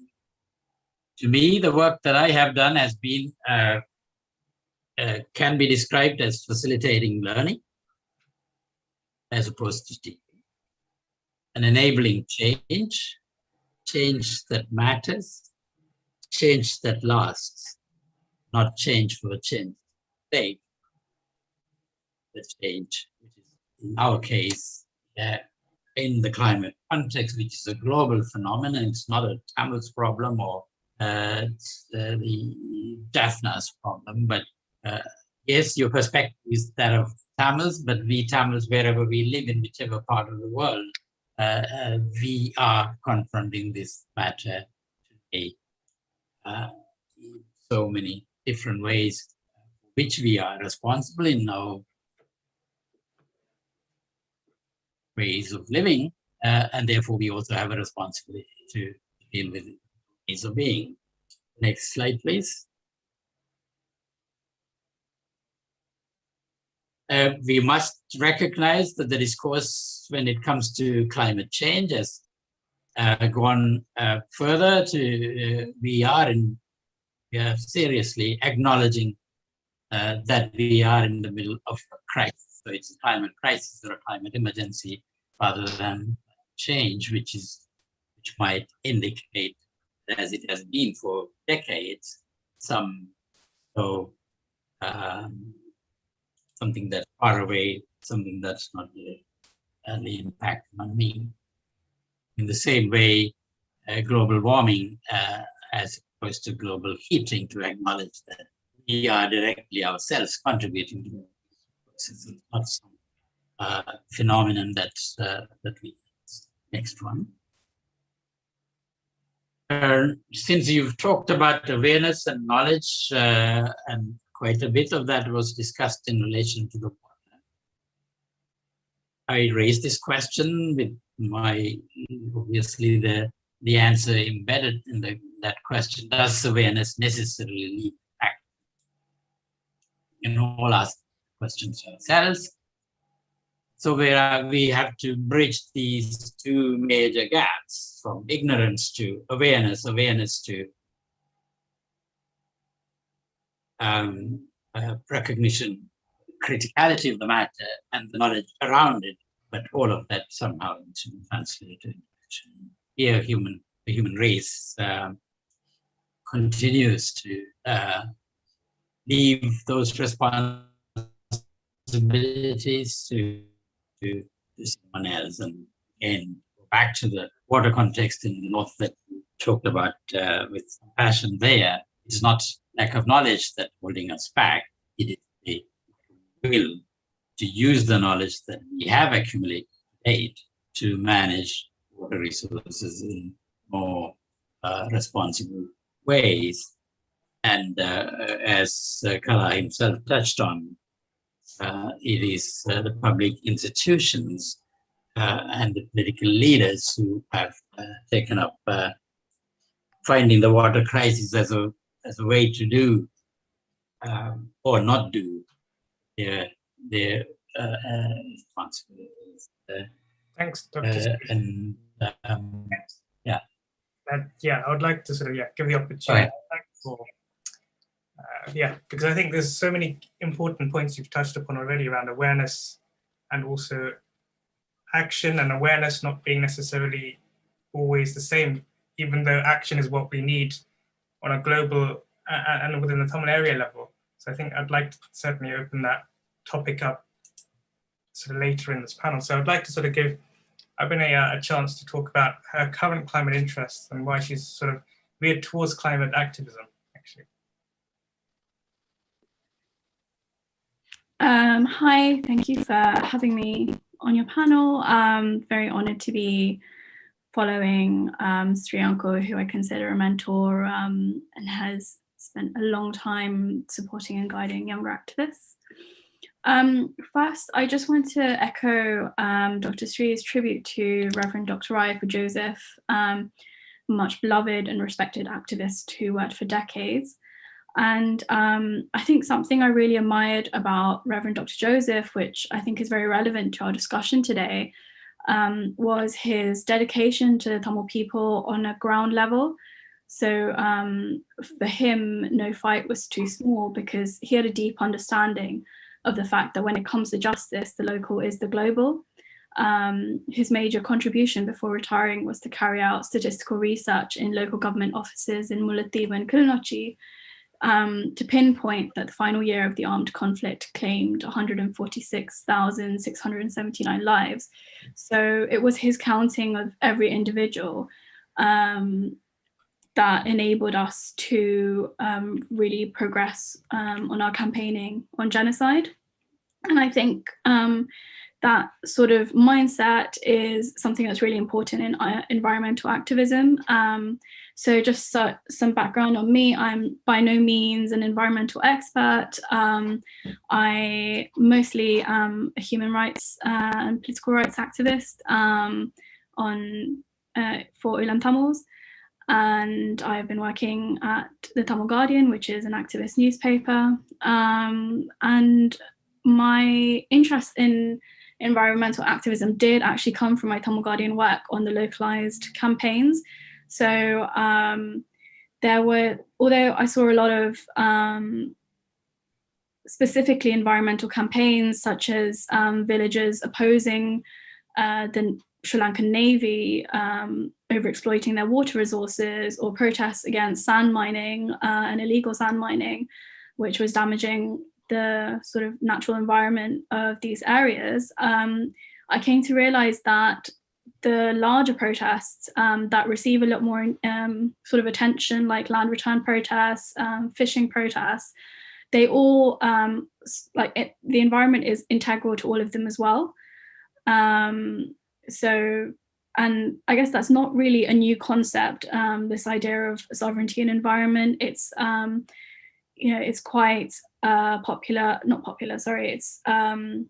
well sort of established, especially in sort of settler colonial states, such as with the First Nations people in Canada and the US, and Indigenous people in Australia, New Zealand, Brazil, sort of the tensions between capitalist states and Indigenous people who fight to protect their sort of environmental resources. So I wanted to kind of apply those principles to the campaigns that happen in the northeast of Sri Lanka, in the Tamil homeland, and that's what's led me to my master's degree. So I'm actually carrying out, or will be carrying out, research on how environmental activism is carried out or impacted by the pervasive militarization in the northeast. And one key incident that sort of inspired me to do that is that recently was the 10-year anniversary of the assassination of an environmental activist called KV Swaran Thevaraja, who campaigned against sand mining in Jaffna and was assassinated by paramilitaries who were sort of connected to the sand mining.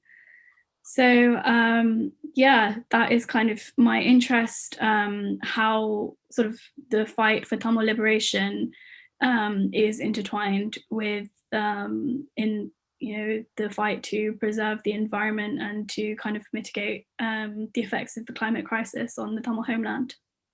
Brilliant, thank you. I'd like to give the chance to Mr. Sundarajan to talk a little bit about his current climate interest. Yeah, I am part of this 30-year-old voluntary collective named Poovalagi Nanbargal. But I would like to start with a disclaimer that we are not the Friends of Earth, which is a US-based organization. We are a localized, more of vernacularized movement based out of Tamil Nadu. At present, we are working on climate justice issues. We work against centralized power energy production systems like a nuclear power plant or thermal power plant. We are advocating natural organic farming. We are working on transportation sector to be redefined, especially the private motorized transport. We are also working on sea level rise and water management issues. It's a comprehensive approach that we are working on as on today. We are also, we use legal strategy, we use political advocacy. Last 15 odd years, we have been meeting different political parties in Tamil Nadu and emphasizing about the issues that would jeopardize our environment. And, in that way, few political parties, mainstream political parties have started the environment wing as part of their party initiative. So, we have also legally challenged many issues like a Kudankulam nuclear power plant, the neutrino observatory being planned at Western Ghats. We have got stay orders from the courts of India, and also we publish journals and a whole bunch of things that we do. Brilliant, thanks. So I'm going to go towards targeted questions and also address some of the topics that, again, our viewers have asked for, but also, again, for everyone else, feel free to write your questions already so that we could get them integrated as soon as we can. So I'd like to first address my question to Abhanya in the sense that you've mentioned sort of different themes such as land grabs, for example, and sand mining that aren't necessarily towards climate change, but clearly that idea of justice can be combined with different ideas in the sense that at the moment we talk about the just transition in the sense that just transition includes both inequality and addressing those issues in addition to climate change and addressing those uneven impacts. So I would like to sort of ask, is climate change better integrated with other issues like inequality, or is it something that is better treated as a separate entity in its own right? I actually think it's important to integrate it. So especially when it comes to Tamil sort of activism as a whole. Maybe sand mining and land grabs may not seem like climate change issues, but considering your presentation earlier in the event of how basically the Northeast is pretty much the most affected by the climate crisis on the island, and then the island is one of the most impacted by climate change in the world, then you do have to think of these issues as climate crisis issues, because without local communities being able to have the sovereignty to work to mitigate the climate crisis, then there's no way of moving forward with that. So with the sand mining, it is a method of over exploiting the natural resources, and it will change not just the appearance of the natural environment, but its biodiversity and its ability to kind of provide resources for the communities. So I think Tamil activism has to kind of integrate those kind of issues into our messaging, and at the same time, I think climate activism also has to take into account inequalities and authoritarianism and militarization, because there's not really as much as I'm an advocate for localized campaigning, there's not really a chance to kind of make a bigger change without addressing these issues and without naming who is doing the overexploiting, who is doing the environmental degradation. I mean, on a similar note to Dr. Shri is, again, we know climate change for such a long time. You know, the science behind it's been around for 50, 70, 80 years, and yet, you know, action and impact and outcome has yet to sort of really come through. So do you think some of these other topical issues that sort of we've spoken about, is that something intertwining it, would it add value in scaling that change and increasing that rate of change? Or do you think actually climate on its own right is the only way to create the change we need? Ask me? Yeah. Okay. I think if we focus for the moment on the situation, the ground in the Northeast,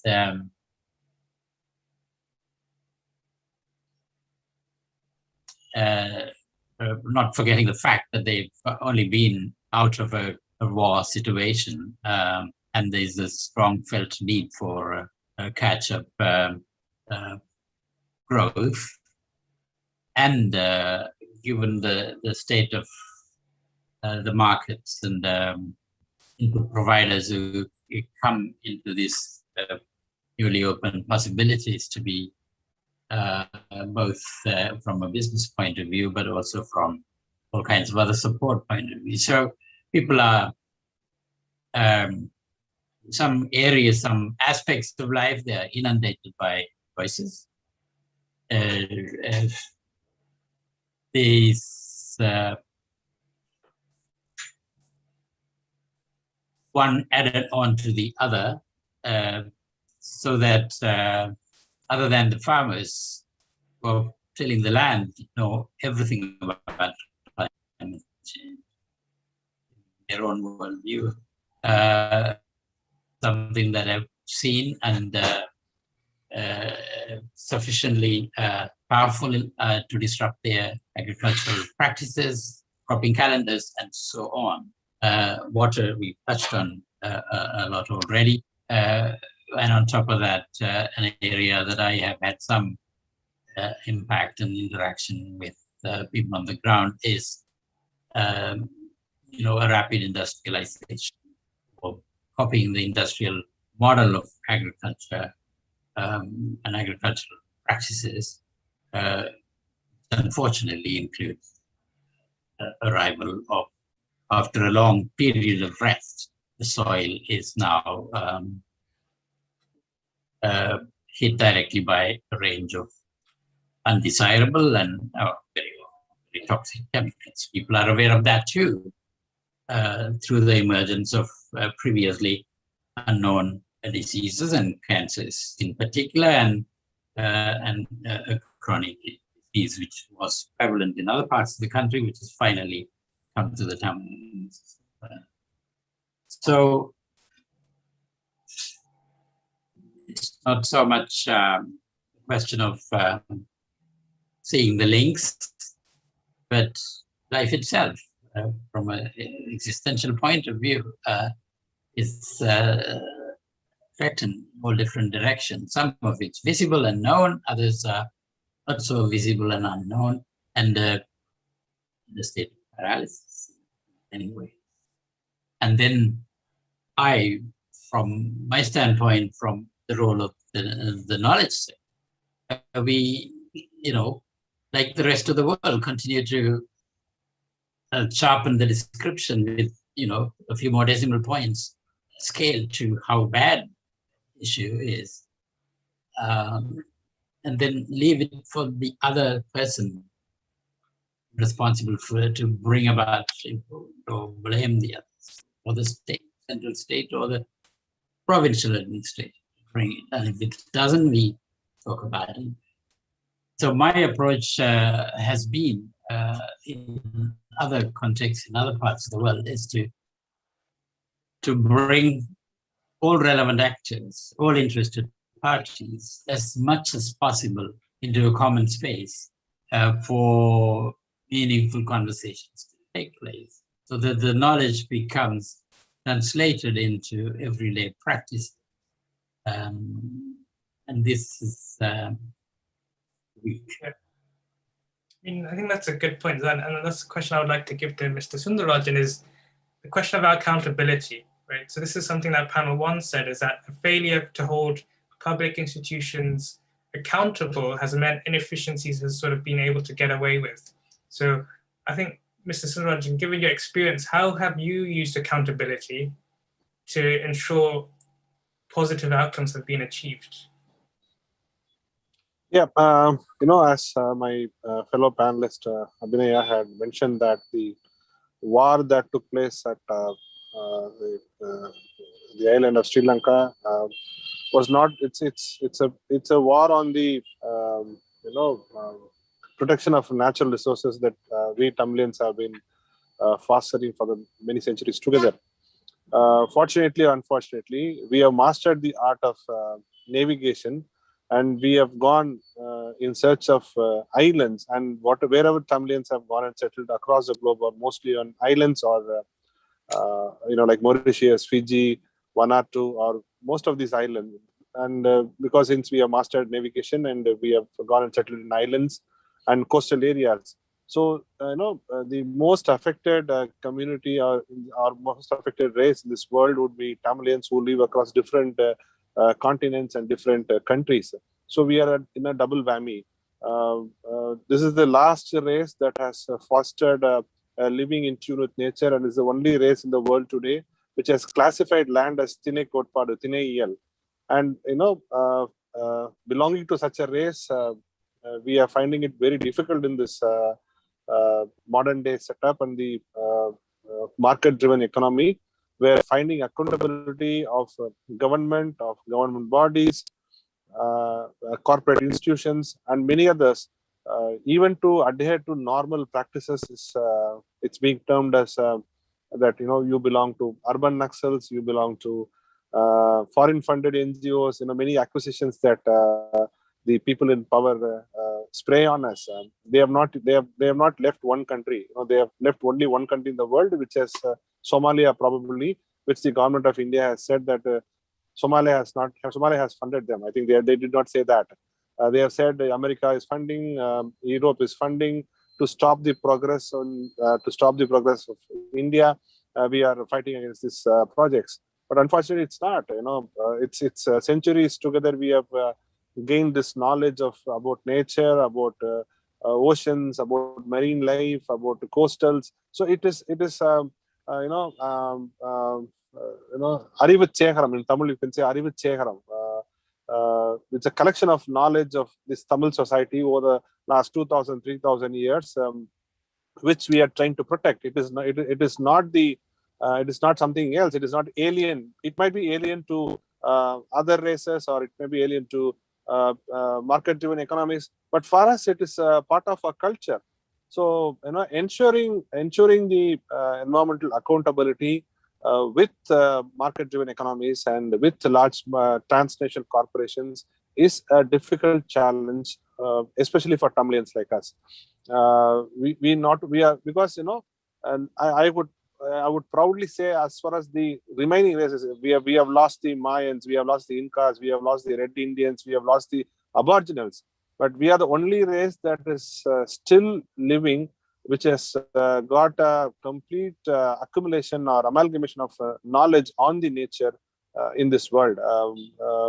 So, no other literature would talk about Sanga Ilakkiyam or our Sangam literature or Tirukural. You can find such a treasure of trove and treasure of information, knowledge about nature and biodiversity and many other things in this literature. So for us, it is a multi-edged sword. On the one side, as being voluntary organizations, we have to ensure the accountability of these transnational corporations, market-driven economies, and countries, nation states. On the other side, we are being termed as being urban Naxals, growth hindrance people. So it's a double whammy for us, and we need to, and we also in Tamil Nadu especially, we led the Indian nation in terms of social justice. Now we are trying to fight for environmental justice. Without social justice, there cannot be environmental justice, because we strongly believe social justice is the first step towards environmental justice, and environmental justice is what would fight for equality between all species, whereas social justice is fighting for equality between human beings. So from social justice state, we are moving towards an eco-justice or environmental justice state, and for which we would like to discuss and debate with the panelists, like in this Zoom meetings or in this online platforms. We have already discussed with Mr. Sri Kandaraja. He was in Chennai. So we would like to keep moving on to understand, and also decipher information on what is happening in Tamil Nadu. I think, again, thank you for that. I think when I think about accountability, I naturally think about journalism. And if I think about journalism, I think of a film called Mudalban, where Action King would hold the central minister, I think, accountable. And so a question for Abani, I guess, given your background, is to what extent could we use media to hold corporations, for example, government politicians accountable in a way that they haven't been held accountable on environmental issues? Yeah, it's definitely a very powerful tool. If you think on a larger scale, like outside of Tamil issues, or even in Tamil issues, like in Tamil Nadu with the Thoothukudi protests, they gained a lot of traction and global attention. And then the sort of Delta pipelines in North America. But even on a very small scale, for example, Tamil Guardian reported maybe last year that a Canadian Tamil-owned company was collaborating with the Sri Lankan military in Mullaitivu to block the local Tamil fishermen from sort of accessing the sea because they had business interests there.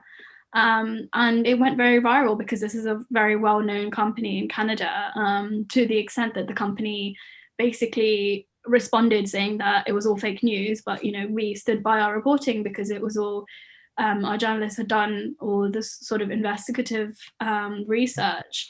So that was a kind of small scale example of exposing a Canadian Tamil organization that maybe in other iterations would act like they're supportive of Tamil justice struggles, but in their own business interests were directly going against what was good for a local Tamil community.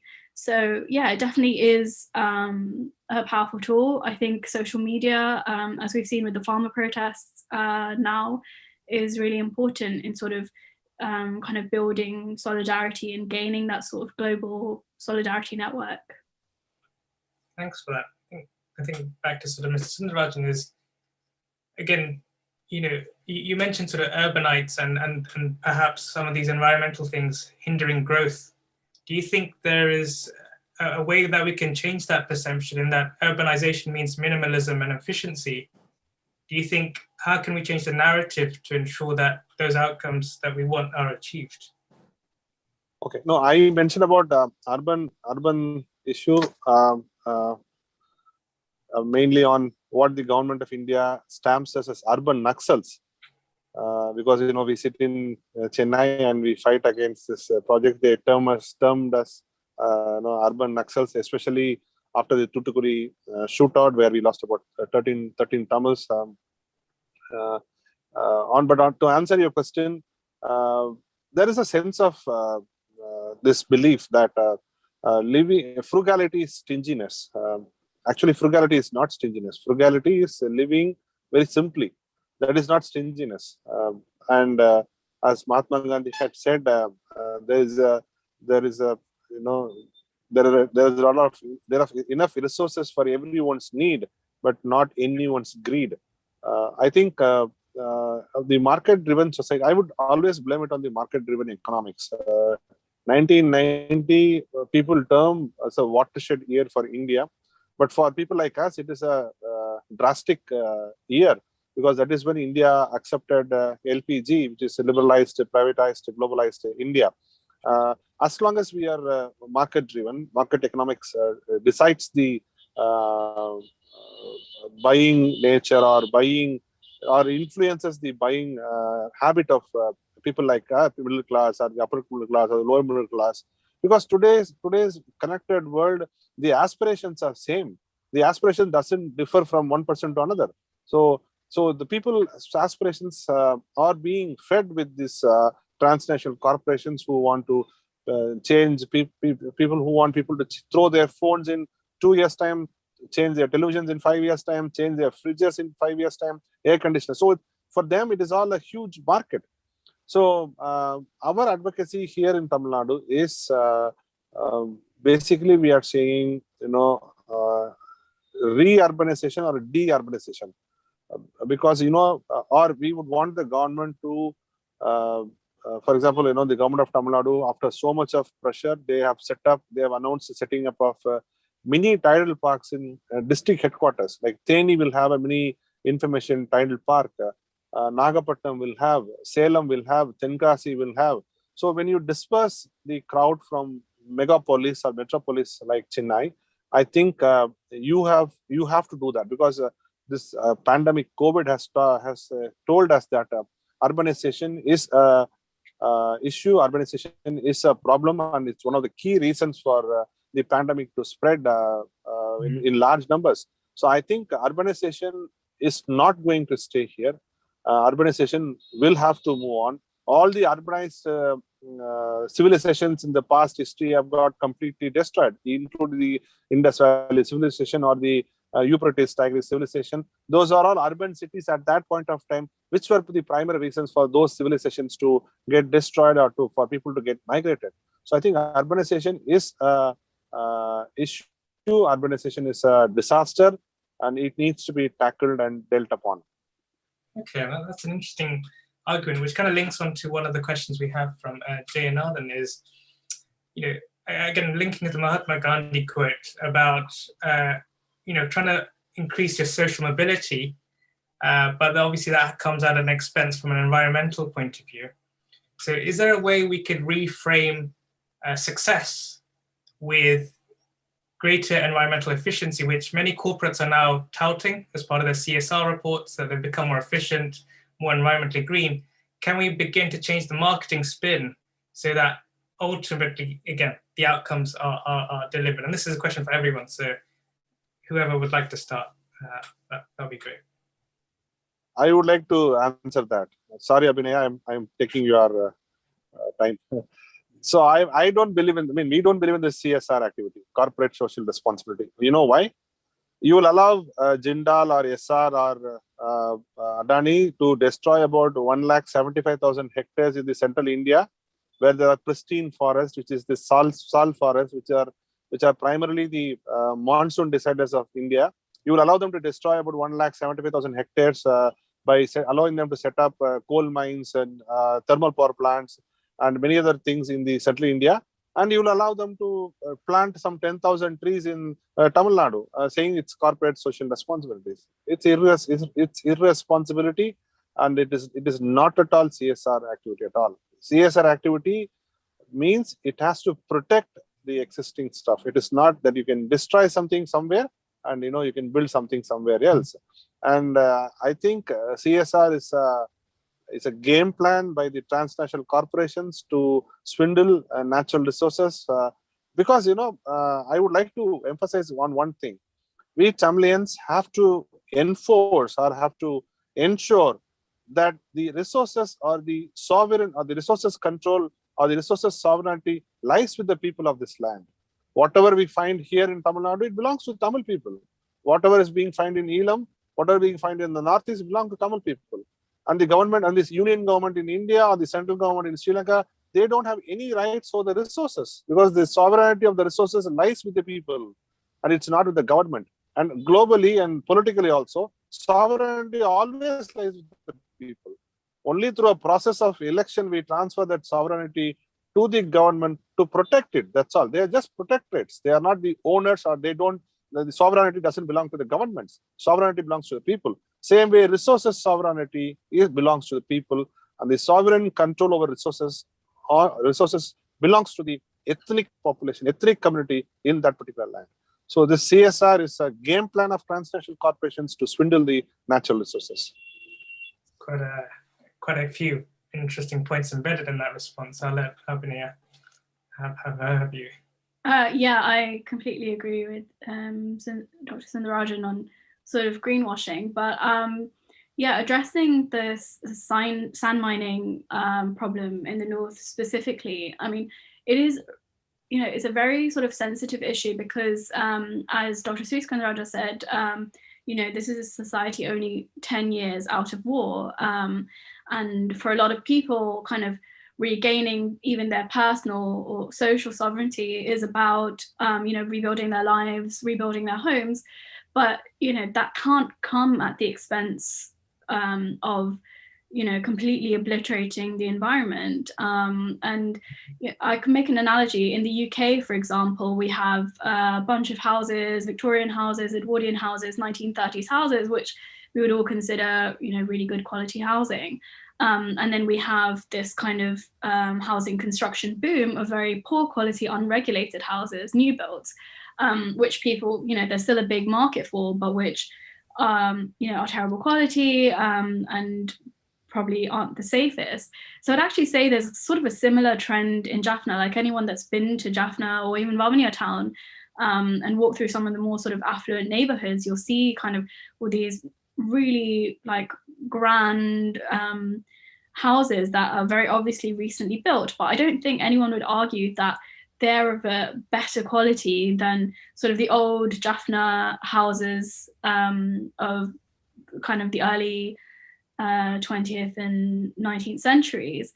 But yeah, the people that will be affected, impacted by that sand mining, aren't the ones building the houses. It'll be the communities at the forefront of kind of that environmental destruction. Sand dunes, for example, they're vital for sort of protecting communities against coastal sort of waves and whatnot. So it is a really difficult conversation, I think we as a nation have to have, because while those who, you know, are the sort of voices of the Tamil community are more often than not the privileged ones that maybe do benefit from kind of this social mobility, the nation as a whole, like, you know, you saw the Mullativ and Kilinochi statistics, the less than 30% of the populations have electricity.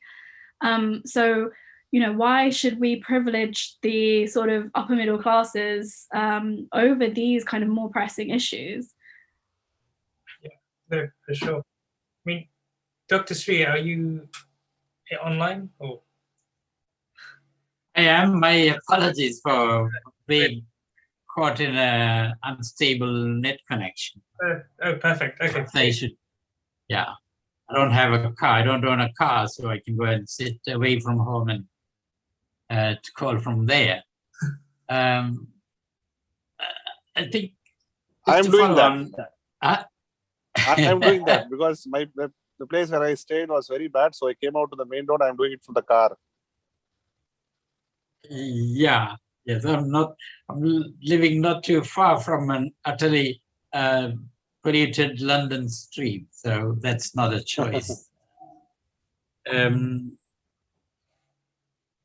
I think just following on from what Sundar said in terms of urbanization, I have a remark which is to say that in the limited land context of the whole island of Sri Lanka, and then the countries was alluding to for the Tamil Nadu scenario, if any planned urbanization of the national state continues in the way it's in the design, it will only make matters worse for the Tamil region, which will be squeezed on the one hand from the coastal area, as you yourself highlighted, Yadavan, through sea level changes, but also prime agricultural land.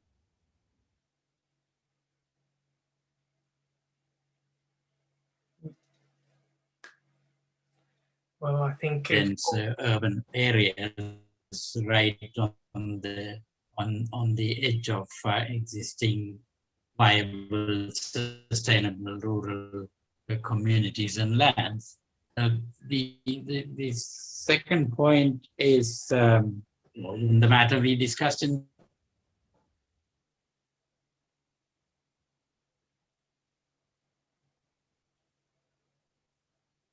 internet fiber justice is clearly a thing for us. But,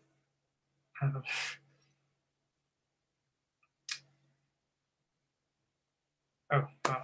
Okay. But yeah, no, I don't know if Dr. Shu will be coming back anytime soon, but I think given where we are in terms of timings, I think it would be worth, again, given questions haven't necessarily come through, and we've answered the one that did come through, is that I think I'm happy to hand it over to Kabi to summarize. Can I make a couple of points before you do that? Go for it.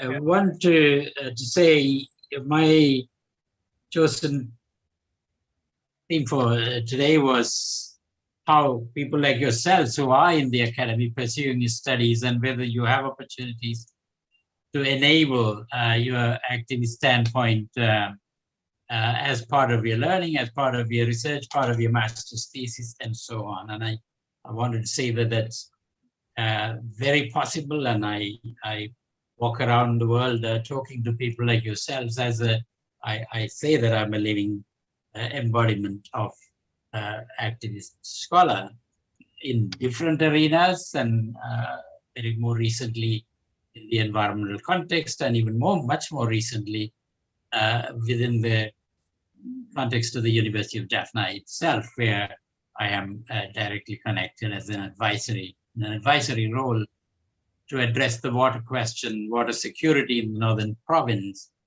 through a funded research program to enable, to address this matter that I touched on in the beginning, which is to say that every important actor and their stakes, not necessarily the engineers who themselves have 3 or 4 different options and competing with each other about which option is going to take us to a water secure future, but also ordinary citizens, householders, water users, bottling companies, to create a dialogue platform, which is the long-term, very ambitious objective. Likewise, in the food scenario, the Organic Movement of North and East, which is an advocacy organization movement, a grassroots movement made up of people like yourselves, who have taken on the very question of food sovereignty, the right to safe, secure food, keep what is indigenous to the food culture and not be influenced, and the choice being made by markets from far away, not only far away within the island of Sri Lanka, but far away parts of the world. So there is activism. There is, and in this here, I want to, if there's any perception that activism I am referring to is about standing up and agitating in opposition to something, yes, that is activism. But for me, academic activism is activism, action, which is not blind, thoughtless action, but action which is dialectically and seriously connected to critical reflection. You theorize and produce good, meaningful academic knowledge, reflecting on what you have just conducted, completed as concrete action, evaluate the outcome. So this coupled approach to action and or practice and theory is what I'm talking about, which for 3 decades I have formalized in university programs in 3-4 different continents. And I'm busy doing that now, today, in the university context. And some of my activist partners and workers in these different arenas are in the audience, and they may care to make their remarks at this point. So I'll leave there by saying that we have to not look for more knowledge, but we need to learn our way through the mess that we ourselves have contributed to. globally, nationally, regionally, and individually. And here I go back to good old Gandhi. Is my favorite and not so always my favorite. But to say that let us be and become the change that we want to see. That's. Thanks for that. I think I'm going to wrap up the questions that have come through into one question that any panelist can go for. I think one could argue that the historical Tamil solutions to environmental issues, or environmental externalities that we're currently facing that we didn't previously face, were solved by smart solutions that people might classify as, Tamil solutions or heritage or old, just Tamil concepts, ideas. So is there something where, again, another question recently is decoupling growth mindsets that Western economies typically tout, but might not necessarily be the sustainable one for the long-term outcome of the globe and probably local populations. So is there something that we can do from what we've done historically that is probably activist in the views of the Western world? It's other things that we used to do, but could do now, again, to become more environmentally sustainable. This is for any panelists that would want to take that kind of question. I'll just take a kind of focus it on the diaspora. I'm not really going to kind of discuss degrowth and stuff because it's not my place of expertise, but I think in terms of the diaspora, like the diaspora invests a lot in the homeland. This is specifically the Ulam Tamil diaspora. And, a lot of them are amazing projects. But then at the same time, some of them, in my view, are big sort of waste of money, vanity projects like wedding halls, for example. So, and I do think though that kind of ties in with this kind of increased social mobility and kind of growing middle class based on remittances. So, small things like if you have, if your parents are part of a village association or something and they're considering doing some kind of development project, maybe try and influence them. Don't build that wedding hall, but try and do something that's kind of more useful to the community and that is more sustainable. Those are just kind of, small steps that I think in the everyday that we can do, kind of keeping and our parents aren't going to be the ones doing this forever. Like maybe we're going to take up those mantles. So, changing our mindsets on what is useful. And I know a lot of people want to have a legacy kind of back home in their villages, but, being a lot more mindful of what actually would benefit the community that is using it. Yeah, Dr. Sri. Well, Avi touched on an important theme, which is, she's interested in the sand mining. I took a class of final year undergraduates to the very spot where sand mining is done as part of a course I was teaching there last year on governance of natural resources. Almost everyone is aware of what is going on, who's doing it, and its permission. But the sustainability concern in terms of making the right choices, the right amount to be taken, needs the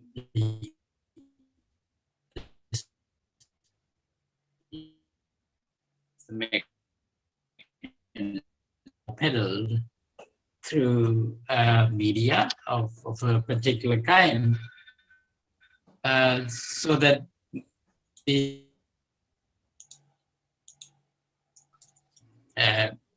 on behalf of policymakers or decision makers, because they become even more nervous about doing something when the information is already polluted by kind of.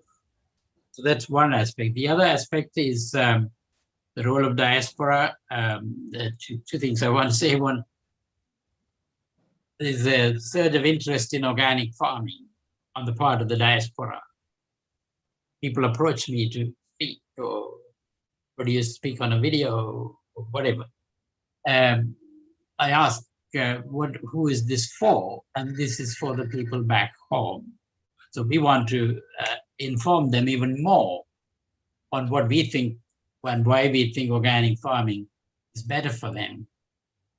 I tell them, you don't have to do that. They know all there is to be known about it, and they are very intimately connected with what's going on in Tamil Nadu, from whom we draw a lot of experiences and lessons, which is why Sundar was with us on last year's Earth Day at a forum like this with colleagues in Jaffna. So these concerns are equally relevant to us, but we don't think our food is poison because we take it for granted that it's wonderfully guaranteed safe as produced by the British grower or the European growers who supply to you.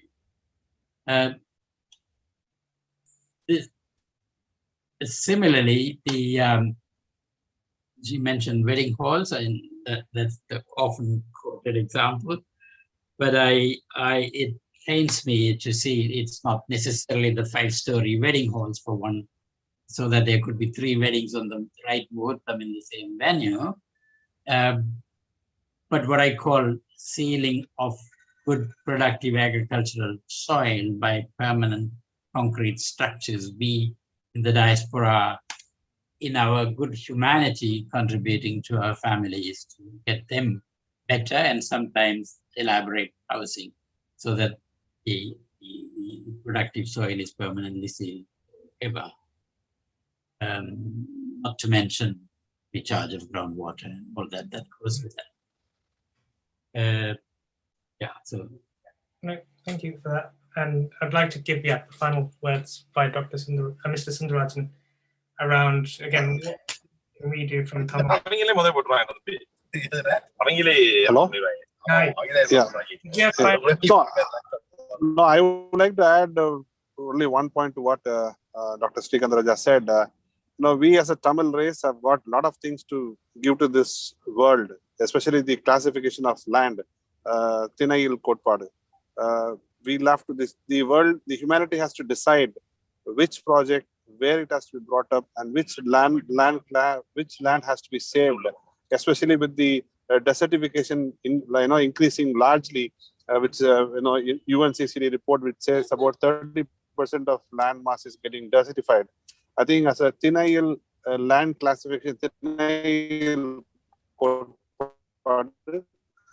we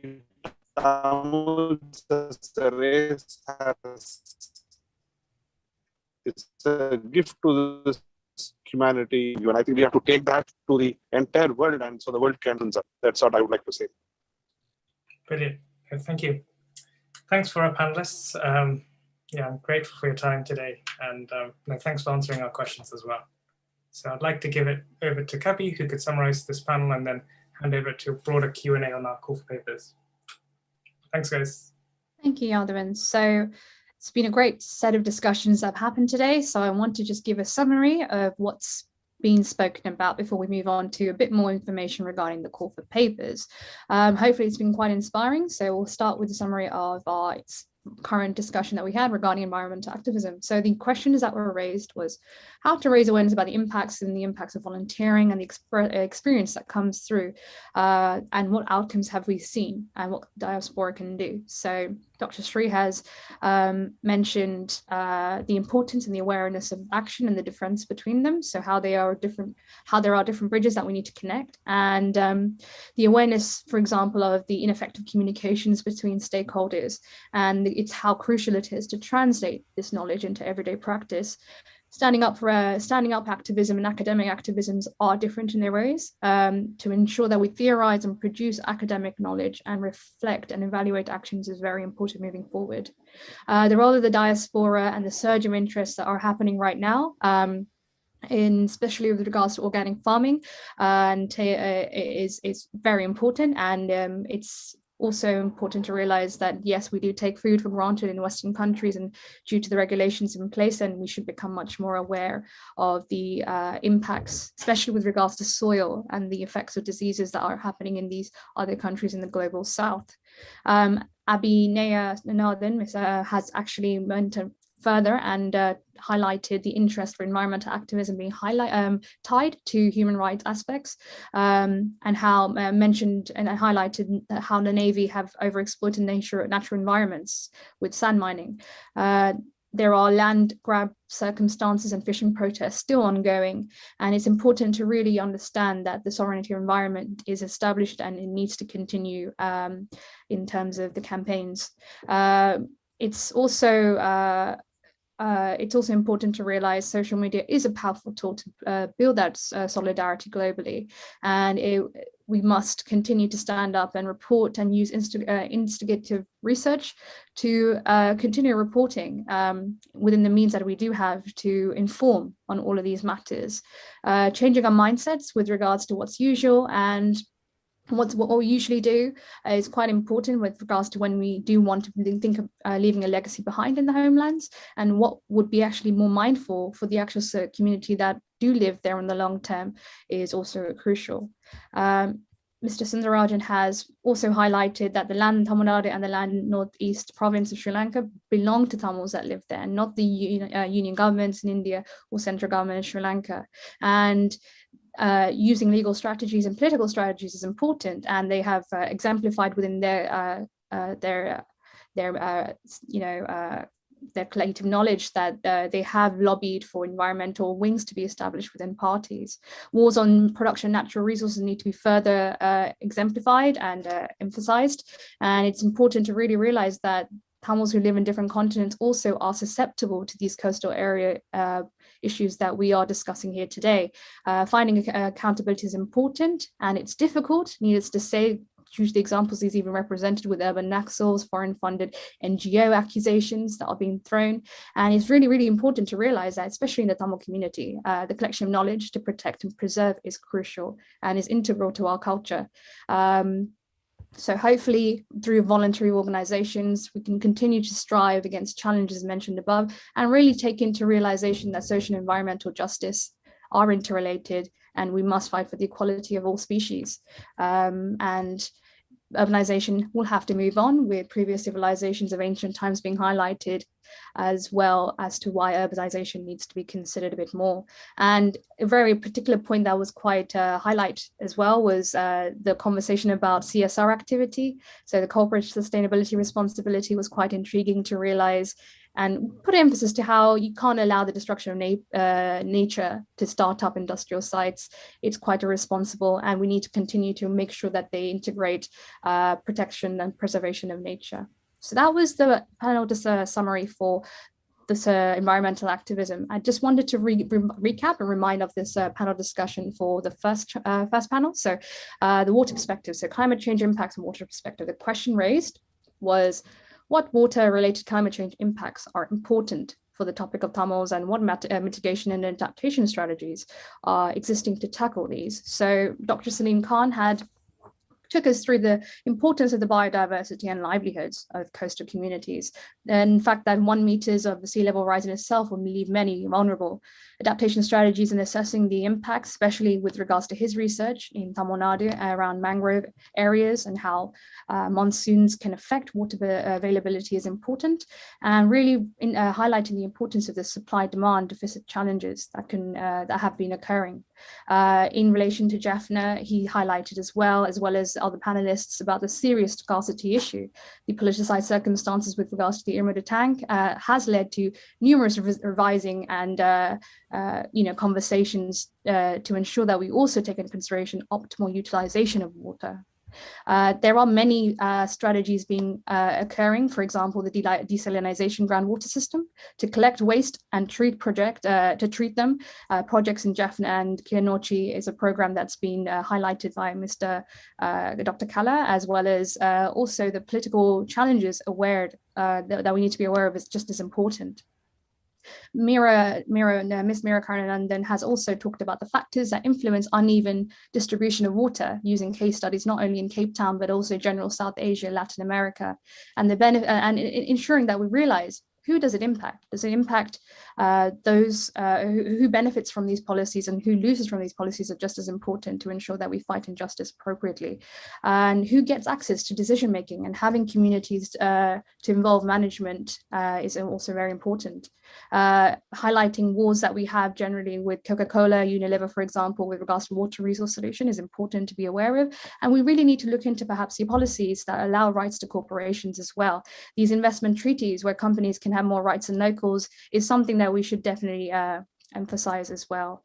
There has been numerous journals that have spoken about case studies, for example, in Villapuram and Tanjavur regarding saltwater pollution as well, and the setbacks that can occur to coastal agriculture there.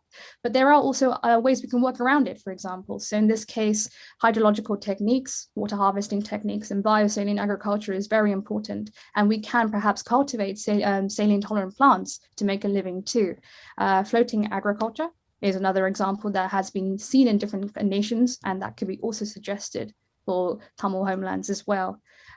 We need to definitely question extractive methods, and we do need to look towards a system change, is what I have gathered from the general gist of the conversation. And taking profit out of the equation and making movements fighting privatization globally is a movement that is occurring, and renationalizing water is definitely also an example that's seen in the UK now more and more.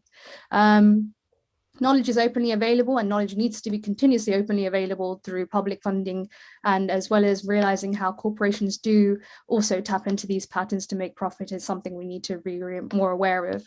And historical inequalities do show how this current system that we do have can be and needs to be looked into to be changed. So that being said, Dr. Kalla also has mentioned a few points. So with regards to the Commission research programs and the things that he's involved with regards to Chennai Metro, water, and globally, and how they respond to mitigation issues and adaptation, and really looking into the focus of how water is used in these in South Asia and Sub-Saharan Africa is important. The very important one thing I really found very interesting was the correlation of COVID and sewage management, for example. It's something that needs to be really emphasized, that these are things that we need to have academic knowledge further on to really emphasize how we can lobby with that, or campaign with it. Innovation and reuse and modification, and looking into regulations for different grades of water was an interesting aspect as well. How to utilize grey water for non-drinking purposes is something that we can all do our part to look into further as well. Ensuring that we can extract value from these waste streams and creating a financial income to sustain these water systems is something that he had emphasized. So that being said, that is a summary so far of all of the discussions. I'd like to hand it over to the rest of the team to continue about talking of the caller papers and how hopefully this has inspired the rest of the viewers here to hopefully write. Brilliant. So thanks, Kavi, for a very detailed and comprehensive summary. So this is a point of the call where we clarify questions people have about the call for papers, and we can elaborate and just give more information, because yeah, a lot of you might have questions, so feel free to ask us questions. And I want to say a lot of the things that we talked about today and what Kavi has summarized can be like starting points for papers. Whether it's from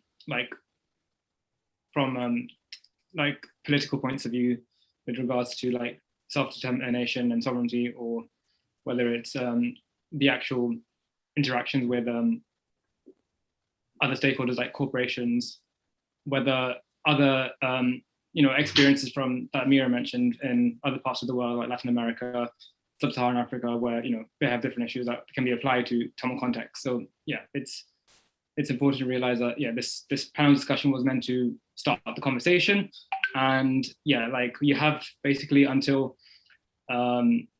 July, the end of July, to send us abstracts on academic papers that that pertain to the topic of climate change and Tamils. And yeah, so fire away with any questions you have.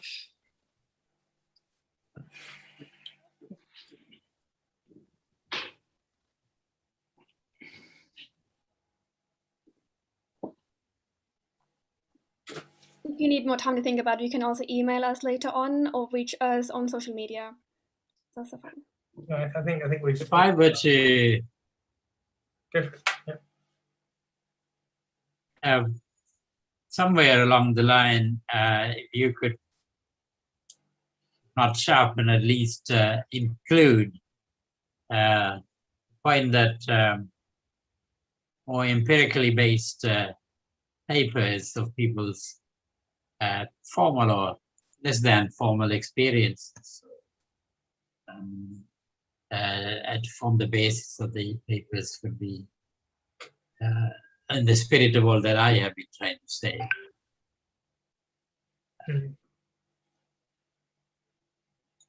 For sure, yeah, like lived experiences and practical experiences.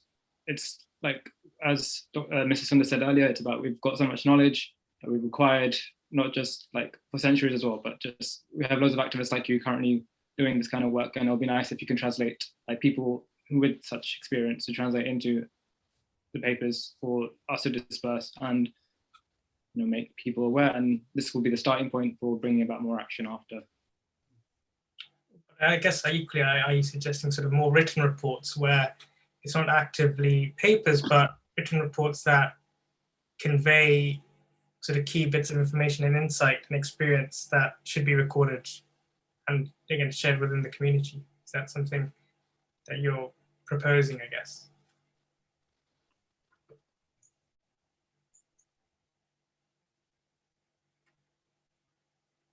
A question in the chat from Reddy.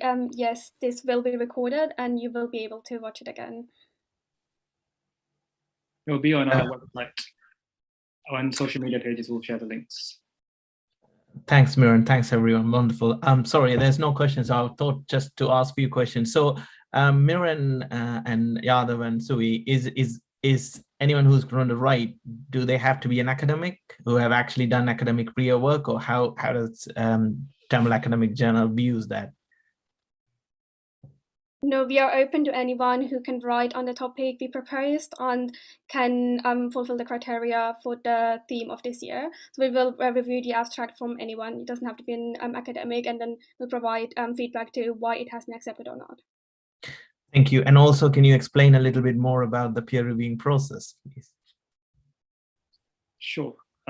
So we'll get an abstract sent in for a paper by anyone, and if the abstracts will be reviewed and by the editorial team, and we'll see if it's possible, like if it's going to be accepted or not. We'll make a decision based on the diversity of topics, if it's relevant to the journal, if it's going to help us with our theme this year. And the aim is to like after you submit the abstracts and they've been chosen, we want the authors to write their papers and submit them before our conference, which will be during the weeks of COP26, 1st of November to 12th of November. So you have plenty of time to write a paper, and we'll present it. You'll present it during the conference, and the conference is meant to be an opportunity to share your findings, to share your the work you've done, and to get some feedback. And of course, you should expect some positive criticism.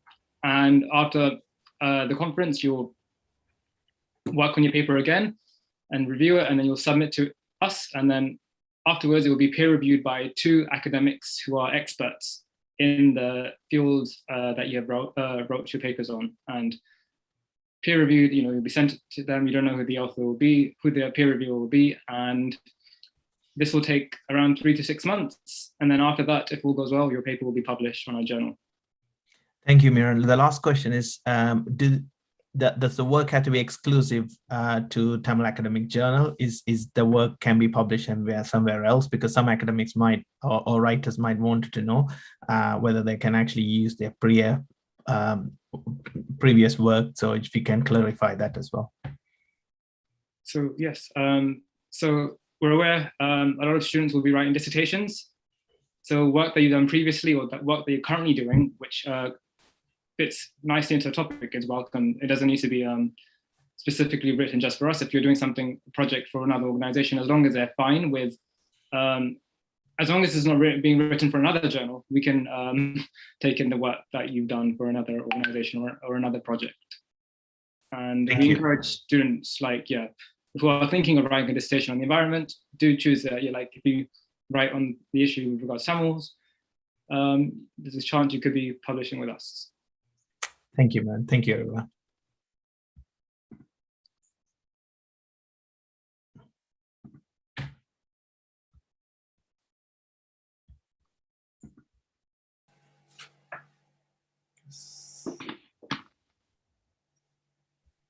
And you're also welcome to submit papers in groups. So it doesn't need to be one author. And we encourage, like I've said at the start, we're an interdisciplinary journal. And if you have writers who you come from different backgrounds, different academic disciplines, that's fine. And that's actually encouraged because we need interdisciplinary focuses on a holistic approach to solving what we need to solve. And yeah, I guess that's all the questions we have. And I'm afraid we're going to have to call it a day, but the conversation will continue throughout until COP26. Follow us on social media for updates. We're looking forward to seeing your abstracts, and our big event will be a conference in November, but before that we'll have other panel discussions relating to the theme for this year. So that's what I've got to say, but before I go, I'd like to say a few thank yous for people who have participated in our conference. So first of all, thanks very much to our speakers, Mira, Salim, and Kala from the first panel, Dr. Sri, Sundar, and Abhinaya from the second panel. Like this event, you've highlighted to us the importance of why climate change is important for Tamils, and you've given us some ideas, some food for thought to begin our journey. I'd like to say thank you to our editorial team, Yadavan, Suvi, Kavi, for your moderating and your summarizing and your engagement and direction for this year's theme. I'd like to say thank you to all the people behind the scenes who have helped out. Importantly, Janita, who's now showing her face, who's managed the event today behind the scenes, managed all the logistics. Thanks to Raj Kumar and Nad for mentoring us with helping us organizing this event and just generally publishing our journal. And thanks to all the volunteers who have helped promote this event. We definitely wouldn't have reached as many people without your support. So thanks to everyone. And yeah, that's it. So have a good day, and you'll hear from us soon. Watch your space. Also, a quick thank you to Maren, our lead coordinator, for coordinating all this project this entire year. Thank you for you as well.